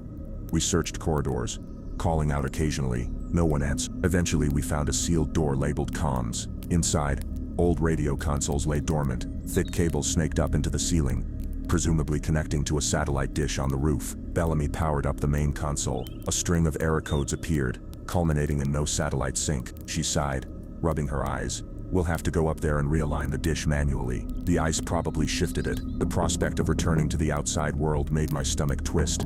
But we had little choice. Warren located a service ladder near the back that led to a hatch. Armed with a flare gun and my battered handgun, we climbed up. The hatch was iced shut. Warren hammered it until it cracked open, letting in a blast of sub-zero wind. Stepping onto the roof felt like entering another realm. The sky was endless gray. Snow whipped in all directions. We had a low guardrail around the perimeter, but it hardly inspired confidence. The satellite dish stood at the far side, coated in frost. Dr. Bellamy braced herself against the wind, chipping at the ice around its pivot. Warren and I kept watch, scanning the horizon. Initially, all we saw was endless white, the monotony broken only by a few distant ridges. Then a shape appeared. My heart lurched when I realized it was moving fast, bounding across the tundra like an apex predator on a hunt. "Bellamy," I whispered, voice shake. She spun around, eyes going wide. Warren lifted the flare gun. We all knew what was coming. Bellamy wrestled the dish controls. "Keep it off me," she shouted over the wind. The black silhouette disappeared behind a ridge, then re-emerged close. I readied my handgun, memories of the station's carnage roaring back. Could bullets even slow this thing? Without warning, the creature launched itself up the wall, hooking its claws over the guardrail. It hauled its massive body onto the roof with terrifying ease. Warren fired the bright spark hit its flank, flames flickering across singed fur. It roared, a bestial shriek that cut through the wind. I fired twice, bullets striking home. Blood spattered on the snow, but the creature barely flinched. Dr. Bellamy cried, "Got it," twisting the dish into place. Then the monster charged, knocking Warren down with a brutal swipe. She screamed as claws ripped through her coat. I tried to line up another shot, but it seized her and sprang over the guardrail, vanishing into the swirling snow below. Shock and horror paralyzed me for a second. Warren was gone. Dr. Bellamy grabbed my arm, pulling me toward the hatch. We stumbled down the ladder, each breath ragged, slamming the hatch behind us. We collapsed in the corridor. I pressed my fists to my temples, trying to block out the image of Warren being dragged away. "There's no time," Bellamy croaked, tears in her eyes. We did the alignment. "Now we can try the radio." She led me to the comm room, both of us trembling. Bellamy powered it on. Static hissed, then a faint signal flickered. "Unidentified station. Please repeat." Bellamy gave them our coordinates, voice shaking as she called it a biological hazard event. The line crackled. Then "Stand by. Possible rescue inbound." We stared at each other, hope and despair mingling. Did we dare trust this promise? Still reeling from Warren's loss, we realized the predator might return. If it survived bullets and even a meltdown, we needed something decisive. I remembered how our original station had stored lethal chemicals. This outpost might have something too, I said. Dr. Bellamy nodded. "It's worth a shot." In a far corridor, we found a door labeled Biolab, locked behind a keypad. Bellamy tinkered with it until the door hissed open. Inside, the lab was in disarray. Half-empty shelves, scattered vials, cryptic equipment. She scanned labels until she found a small container marked neurotoxin precursor. Combined with a catalyst, it might create a lethal poison. Working swiftly, Bellamy pored over old notes and warnings. At last, she mixed the chemicals in a steel basin, sweat beading her brow even in the cold. "We'll load it into a syringe," she said, then inject the creature directly. My stomach churned at the thought of getting that close. Just then, the outpost lights flickered. The generator sputtered. Moments later, everything went dark except for our flashlights. The heater cut out. The building's temperature plummeted, as if the Arctic itself was reclaiming the structure. "We need to move," I muttered. Bellamy nodded, clutching the syringe of bluish liquid. In the hallway, a low growl echoed. My flashlight caught the silhouette of the beast, fur matted with blood, eyes glowing with malice. It must have climbed back into the outpost from some exterior access. Bellamy gripped the syringe. I steadied my handgun. My heart hammered so loudly, I could hardly think.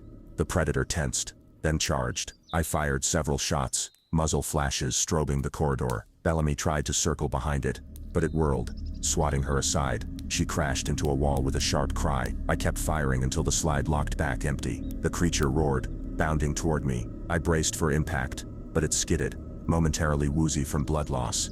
Seizing the opportunity, Bellamy lunged from behind, plunging the syringe into its flank. The creature howled, thrashing violently. One claw caught Bellamy's side, ripping through her coat and flesh. She screamed, collapsing to the floor, but the toxin was already working. The beast spasmed, eyes rolling back as its muscles locked. It took a step toward me, drool and foam spraying from its jaws. Then, with a final tortured snarl, it collapsed. For a moment, I stood there in disbelief, the echo of that roar still ringing in my ears. Finally, I rushed to Bellamy, who lay on her side, clutching her torn abdomen. Blood seeped between her fingers. "Hang on," I urged, pressing gauze to the wound. She gasped, cheeks pale. "Check the beast," she managed. I glanced over. It lay still, chest unmoving. A pungent chemical odor rose from the injection site. My stomach twisted. We had actually killed it, but Bellamy was fading quickly. I struggled to drag her toward the comm room, hoping for a final chance at rescue. The console's emergency battery flickered, enough to let me transmit. "We've neutralized the threat," I said, voice cracked. "Injuries severe, need immediate evacuation." Through the static, a reply, "Copy, inbound in 90 minutes. Hold on." I looked down at Bellamy, her breath rattled. "They're coming," I whispered, tears blurring my vision. She tried to speak, but coughed up blood instead. I did my best to stop the bleeding, but it was too much. Bellamy's eyes fluttered. "Tell them everything," she murmured, then went still. The corridor lights died entirely, plunging us into a twilight world of dying flashlights and bitter cold. I don't remember how long I sat there, numb with grief. The wind whistled through a cracked window, swirling snow in the corners. Warren was gone. Bellamy was gone. The monstrous corpse lay in a hallway, a testament to the horrors of our former station. Eventually, rotor blades thumped overhead. I stumbled to the entrance, ignoring the stabbing pain in my ribs. A helicopter descended, shining spotlights. Bundled figures with weapons approached cautiously. One seized my arm. I could barely speak, just pointed to where Bellamy lay. They hustled me inside the helicopter, blasting me with precious warmth. My last glimpse of the outpost was a swirl of snow. I didn't see the creature's body. Maybe they retrieved it for study.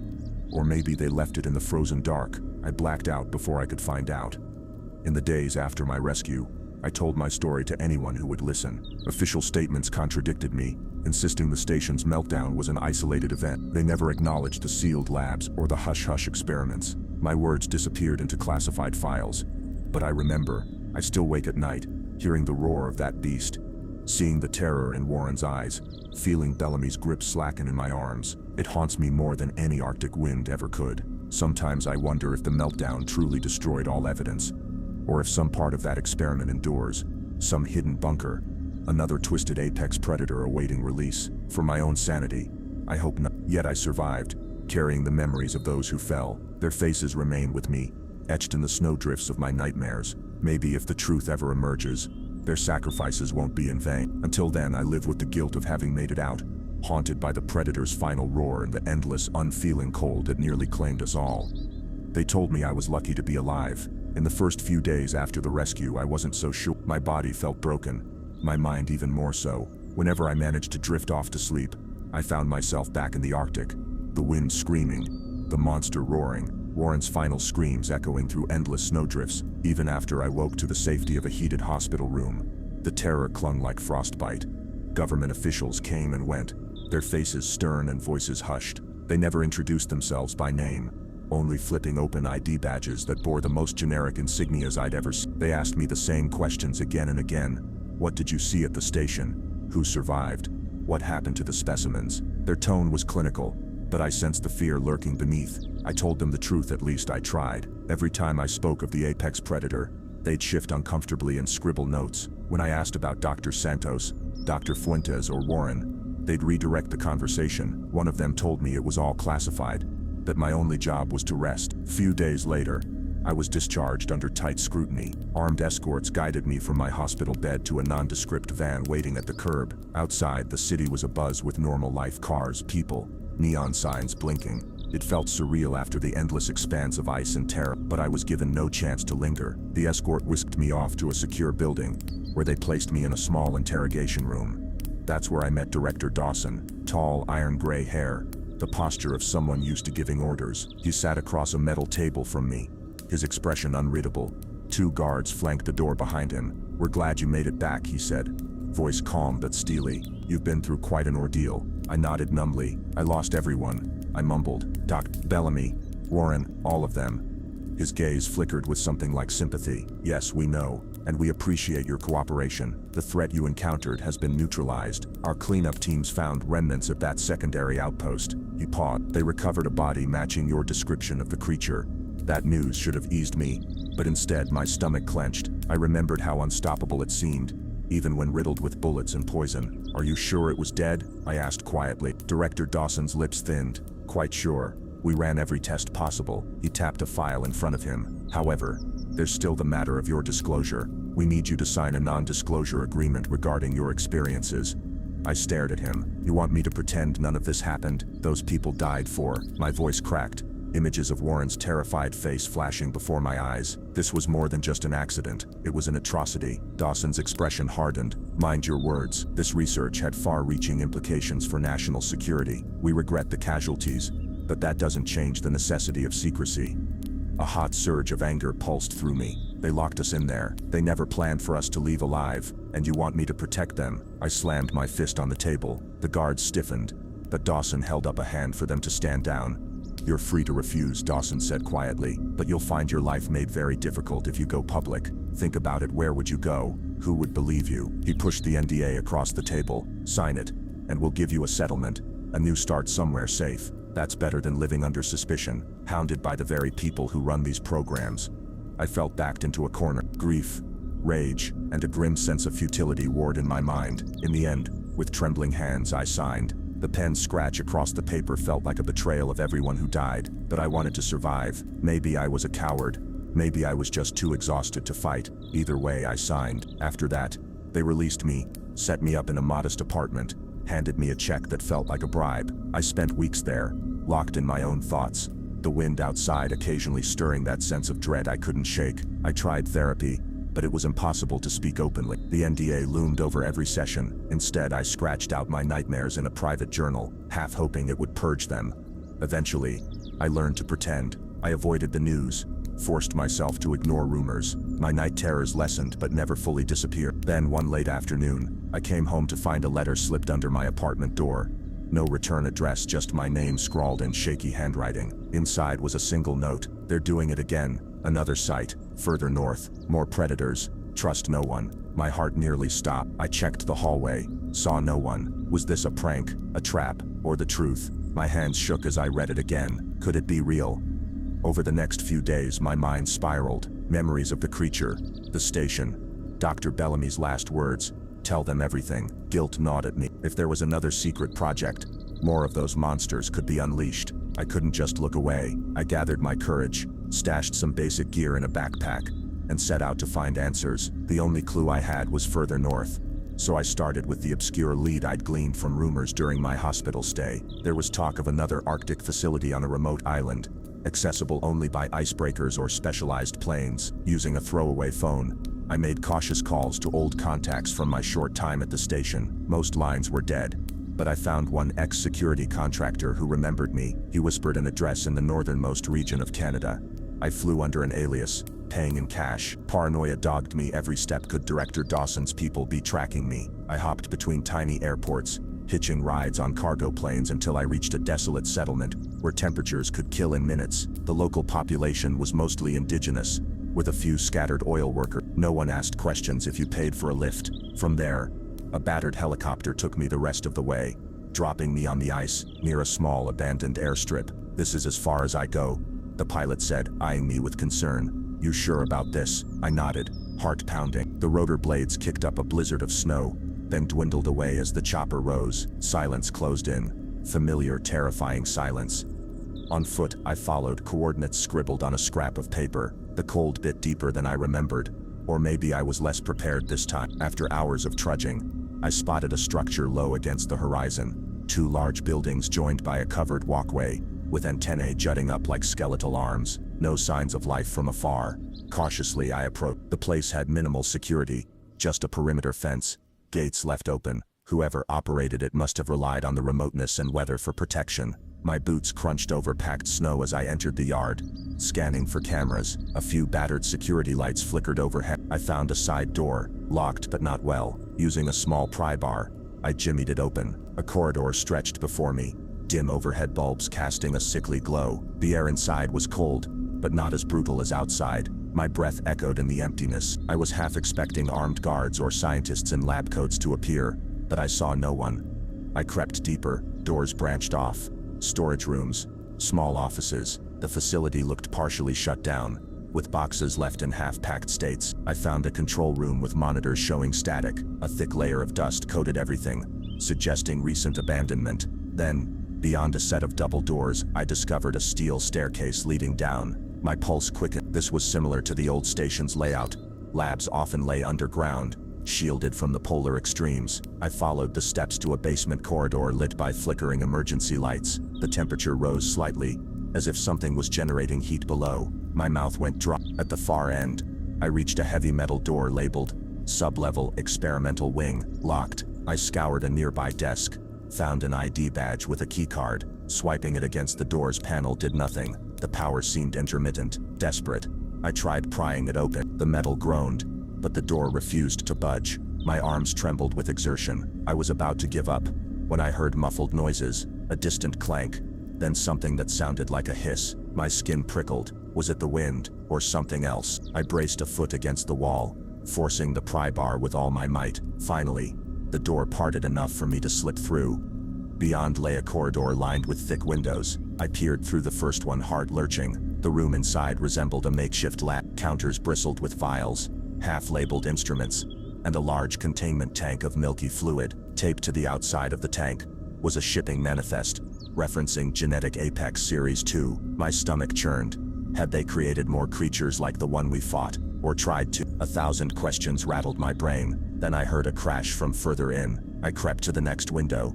This one revealed a larger chamber, with metal bars twisted out of shape. Deep claw marks gouged the walls. No sign of personnel, just signs of a struggle. Blood spattered on the floor. My flashlight trembled in my hand. A set of footprints led away from the chamber, disappearing into a corridor. They were large, with a digitigrade shape, clearly not human. I swallowed, forcing myself to follow. Even without seeing the beast, I could sense its presence. The same dread pulsed through my veins as in the old station. After a few turns, I found a lab tech's body slumped in a corner.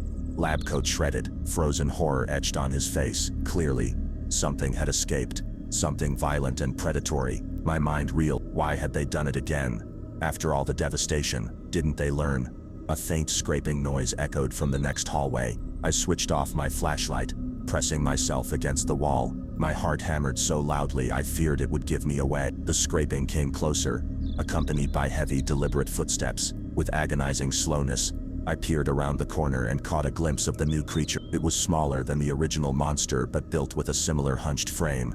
Thick fur bristling along its spine, claws curling from each limb. It sniffed the air, muzzle lifting, as though searching for prey. My stomach twisted as I saw dried blood around its jaw. I withdrew, mind racing. I had no weapon except the pry bar. Could I kill it? Unlikely. Could I trap it? Maybe. But how? The building was half-powered, and I was alone. Yet if I ran, it might track me, or worse, escape into the world. I recalled the original station's meltdown, how we'd only contained that beast by blowing the place up. A grim realization hit me. There might be a self-destruct, or catastrophic failsafe here too. Something the facility's designers would install if they were messing with unstoppable predators. I needed to find the control room. Keeping my flashlight off, I navigated back, eyes straining in the darkness. The corridor felt like a maze. Twice, I thought I heard the creature's growl behind me, but I couldn't be sure. Finally, I found a door labeled Security and System. Inside, a row of monitors glowed dully. Red text scrolled across one. Containment breach. Emergency override suggested. I scoured the console for a meltdown or self-destruct command. Instead, I saw references to a thermal purge. That might be the facility's version of an incineration protocol. I opened the interface. A password screen blocked me. Desperate, I tried the ID badge's code. The system beeped in denial. I rummaged the desk, discovering a sticky note stuck under a keyboard. On it, scrawled in pencil, was a partial passkey. I input the passkey, trying permutations. After the third attempt, the screen blinked green. Thermal purge armed. Confirm Y-un. My throat clenched. I hovered over the Y button. Would this kill the creature, or only release it somehow? I had to trust it was the facility's failsafe. The building rumbled with distant impacts like the beast was slamming into walls. Every second I hesitated risked it escaping further. I hit Y. A countdown began. 10 minutes to thermal purge. An automated voice crackled over the speakers. All personnel evacuate. This facility will undergo extreme heat sterilization. I sprinted back up the stairs. Lungs burnt. The interior lights flickered. Alarms blaring overhead. The countdown beeped in measured intervals. I found my way to the same side door I'd entered from, but it was locked by an automated system. No, I muttered, yanking at the handle. Finally, I smashed the nearby control panel with my pry bar. The door hissed, then popped open. Outside, the Arctic twilight greeted me. Snow swirled in cutting gusts. I stumbled away from the building, searching for any cover. With no ride, no extraction plan, I was forced to run across the ice, hoping the purge would actually kill the monster inside. I'd barely gotten 100 yards when the facility erupted. In a muffled roar, flames burst from vents, lighting the sky with an orange glow. An infernal wave of heat shimmered over the roofs. My heart pounded. It might have been enough to incinerate anything still inside. For a moment, I let myself hope. Then, from behind me, came a piercing shriek that rose above the howling wind. I whipped around. A shape lunged from a side entrance, leaping clear of the flames. It was the creature, its fur scorched, parts of it ablaze. It tumbled into the snow, rolling to extinguish the fire. Every instinct in me wanted to scream. Could nothing kill these abominations? The beast staggered upright, steam rolling off its singed fur. It spotted me immediately. With a ragged snarl, it charged across the ice. I turned and ran, heart thundering. Each pounding step jolted my exhausted body. The wind tore at my face, freezing air burning my lungs. Behind me, I heard the creature's heavy footfalls closing in. I spotted a ridge of ice and made for it, half sliding in a frenzy. I needed to find high ground or a hiding place. Something. The ridge was steeper than I expected. I scrambled upward, clawing at the slippery surface. The beast gained on me, snarls echoing. In desperation, I swung the pry bar, chipping into the ice like a makeshift pick. I reached the top of the ridge and glanced back. The creature leapt, hauling itself upward with terrifying speed. My breath caught. There was no time to think. I swung the pry bar at its face. It roared, lashing out with a claw that slashed open my parka sleeve. Pain seared my arm, blood darkening the fabric. I kicked at it, but it barely budged. In the flurry of motion, the ice beneath us cracked. We were on precarious footing, and our combined weight was too much. A fissure yawned open. Suddenly, the shelf gave way, plunging us onto a slope of ice below. I tumbled head over heels, losing my grip on the pry bar. My world became a blur of white and terror. Somehow, I landed in a heap, half buried in snow. My vision spun. The creature also crashed, letting out a pained yowl. For a second, neither of us moved. Then it shook off the daze and locked eyes with me. I could almost see hatred in its gaze, like it knew I'd triggered the purge, destroyed its lair. I scrambled backward, searching for the pry bar. Gone. My only advantage was that the creature seemed dazed, limping slightly. Blood oozed from a jagged wound in its side. Maybe the meltdown had weakened it. If I could just outrun it, but we were in an icy canyon now. Walls of snow and rock on either side. The sky overhead glowed with the remnants of the inferno behind us. The beast lunged. I flattened myself to the side, narrowly avoiding its claws. It smashed into the ice wall, sending shards cascading down. My boots slipped, arms flailing for balance. The creature whirled, breathing hard, each exhalation a frosty cloud. I sensed it was weaker than its predecessor, but still deadly enough to shred me. My foot struck a loose chunk of ice, about the size of a cinder block. In a surge of desperation, I grabbed it, hefting it with both hands. The beast lunged again, jaws snapping. I hurled the ice chunk at its head. A sickening thud echoed as it connected. The creature reeled, stumbling. I didn't wait. I sprinted down the canyon, ignoring the pain in my arm. The creature roared behind me, but its steps sounded uneven. If I could reach open ground, maybe I could find a vantage point or outrun it long enough for it to succumb to its injury. But the canyon funneled me into another narrow passage. Before long, I realized I was trapped in a maze of ice. Every corner seemed to lead to another dead end, or a sheer wall. The temperature plummeted further. My breath rasped. Blood loss left me dizzy. I kept going, the adrenaline of survival fueling each shaky step. Then my luck ran out. The canyon ended abruptly at a frozen ledge overlooking a deep crevasse. Snow drifted down into the black void. Behind me, the beast's growl echoed off the walls. I turned, pressing my back to the ledge. There was nowhere to run. The creature emerged, battered, fur matted with burned patches, blood seeping from multiple wounds. It limped, but its eyes gleamed with feral rage. A cornered apex predator. I was unarmed, exhausted. My heart hammered. It lunged. I sidestepped, slipping dangerously close to the edge. The ice cracked beneath my foot. The beast snarled, turning for another attack. My mind raced. If I stepped wrong, I'd plunge into the crevasse. A chunk of the ledge gave way, tumbling into darkness. I heard it clatter for a long time before silence. A lethal drop. The creature bared its teeth, staggering forward. I scanned the terrain, searching for a final desperate move. Seeing no alternative, I grabbed a jagged shard of ice from the ledge, no larger than a knife. My arm screamed with pain as I readied for one last stand.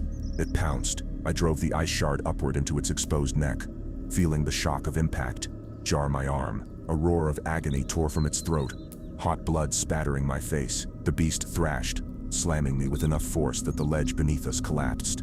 We both dropped. My stomach lurched as I plummeted into open air. The cold rushed past me, and time seemed to stretch. Somehow my body struck an outcropping of ice. I slid, battered by frozen protrusions. At last, I landed in a snowy drift, half buried. My entire form ached, but I was alive. The creature lay a few yards away, unmoving. Its neck wound pulsed a dark stain into the snow. I waited, heart pounding, for it to twitch or roar. It never did.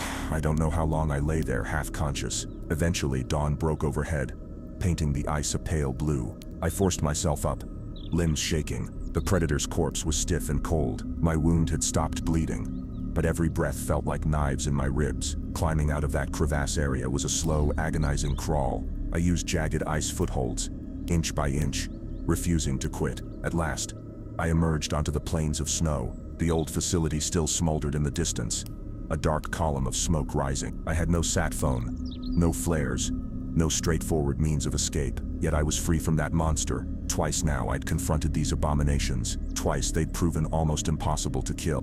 Days blurred as I trekked across the tundra, surviving on the energy bars I'd stuffed in my backpack. Melting snow for water with a pocket lighter, I drifted in and out of delirium, half expecting the monster to reappear at every turn. My cuts burned, my muscles screamed, but the image of Warren, Dr. Bellamy, and all the others pushed me onward. I would not die here, not after everything. Eventually, on the horizon, I spotted a small surveying camp, an orange tent, a parked snowmobile. My last reserves of strength propelled me forward, stumbling until I collapsed at the feet of two startled researchers. They rushed me into their tent, calling for help on a radio. Tears of relief blurred my vision when they told me a helicopter was coming. I spent the next week in a remote medical station, hovering between consciousness and feverish nightmares. My rescuers asked how I got so far out. I claimed an aircraft accident. They didn't press. Maybe they sensed I was too traumatized, or maybe they already suspected something bigger. When I recovered enough to stand, I discovered a man waiting for me in the station's cramped lobby. Not Dawson, but one of his subordinates, wearing the same stoic mask. He greeted me by name, ignoring the staff who hovered nearby. "We found the facility," he said quietly. Clever, but you caused quite a mess." My stomach tightened. "You knew," I muttered. "You knew they were experimenting again. You let them." His expression was impassive. "Decisions are made above my pay grade. We had the facility monitored, but your intervention triggered an unplanned shutdown. Now we have to handle the fallout." "Handle the fallout," I repeated, fury rising. Another monster, more casualties. My voice shook with rage. Why can't you leave it alone? He paused, perhaps searching for a diplomatic lie. Instead he answered, these projects won't stop. There's too much at stake: military advantages, scientific breakthroughs. We regret the collateral damage. He pressed an envelope into my hand. We trust you'll remain discreet. The terms of your NDA still apply. Then more softly, be careful. If you try this again, you may not survive. He turned and left, leaving me cold with indignation. Part of me wanted to scream, to attack him, to do something, but I knew that would accomplish nothing. My strength was nearly spent, and he had an entire machine behind him. I boarded a small plane the next day, returning to a society blissfully unaware of the horrors lurking in the polar regions. The envelope contained new papers, a bank check, and a terse note. Consider this your final settlement. Bribery, hush money. Call it what you will. My injuries ached. My nightmares refused to fade, and my anger smoldered. So here I am again, writing it all down. The only way I can speak freely without fear of immediate reprisal. The story of how they built and rebuilt monsters in the Arctic. How good people died. How hush-hush operations keep sprouting like weeds in the frozen north. I have no illusions that my journal will spark a public outcry. Dawson's machine is too vast, too entrenched. But maybe someday these pages will find their way into the right hands. Maybe somebody braver than me will blow it all open. In the meantime, I live with the guilt of surviving while others died. The images of Warren, Dr. Bellamy, Wilcox, Dr. Santos, and the quiet Alaskan researchers who found me half frozen, unaware they were part of a grander chess game. I've learned that if one of these apex horrors can be created, so can more, and so can worse. The Arctic is big, and secrets slip under its ice without a ripple. The question isn't if more monsters lurk, but how many. Yet I'm still here, a stubborn witness to the truth. I dream of returning to the tundra, this time prepared, to ensure no other nightmare emerges from its depths. But that would require resources, allies, and a plan that stands a chance against the bureaucratic juggernaut behind these experiments. For now, I bide my time, watchful, hoping I can reclaim some fragment of my humanity in a world that sees me as just another loose end. I wish I could tell you this ends with justice served, with closure, but the only certainty I have is the knowledge of what's out there. When the wind howls against my window at night, I sometimes catch the echo of that predator's roar. That's when I remember the ice, the blood, and the unstoppable drive of those who crave power above all else. If there's any solace, it's that I've told the story, if only in these guarded pages. The next time an alarm blares in some remote research station, the next time the world shrugs off a strange Arctic incident, maybe someone will recall my words. Maybe it'll save a life, or maybe it will at least remind us that monsters don't just appear in our nightmares. Sometimes we create them ourselves, and sometimes they refuse to die.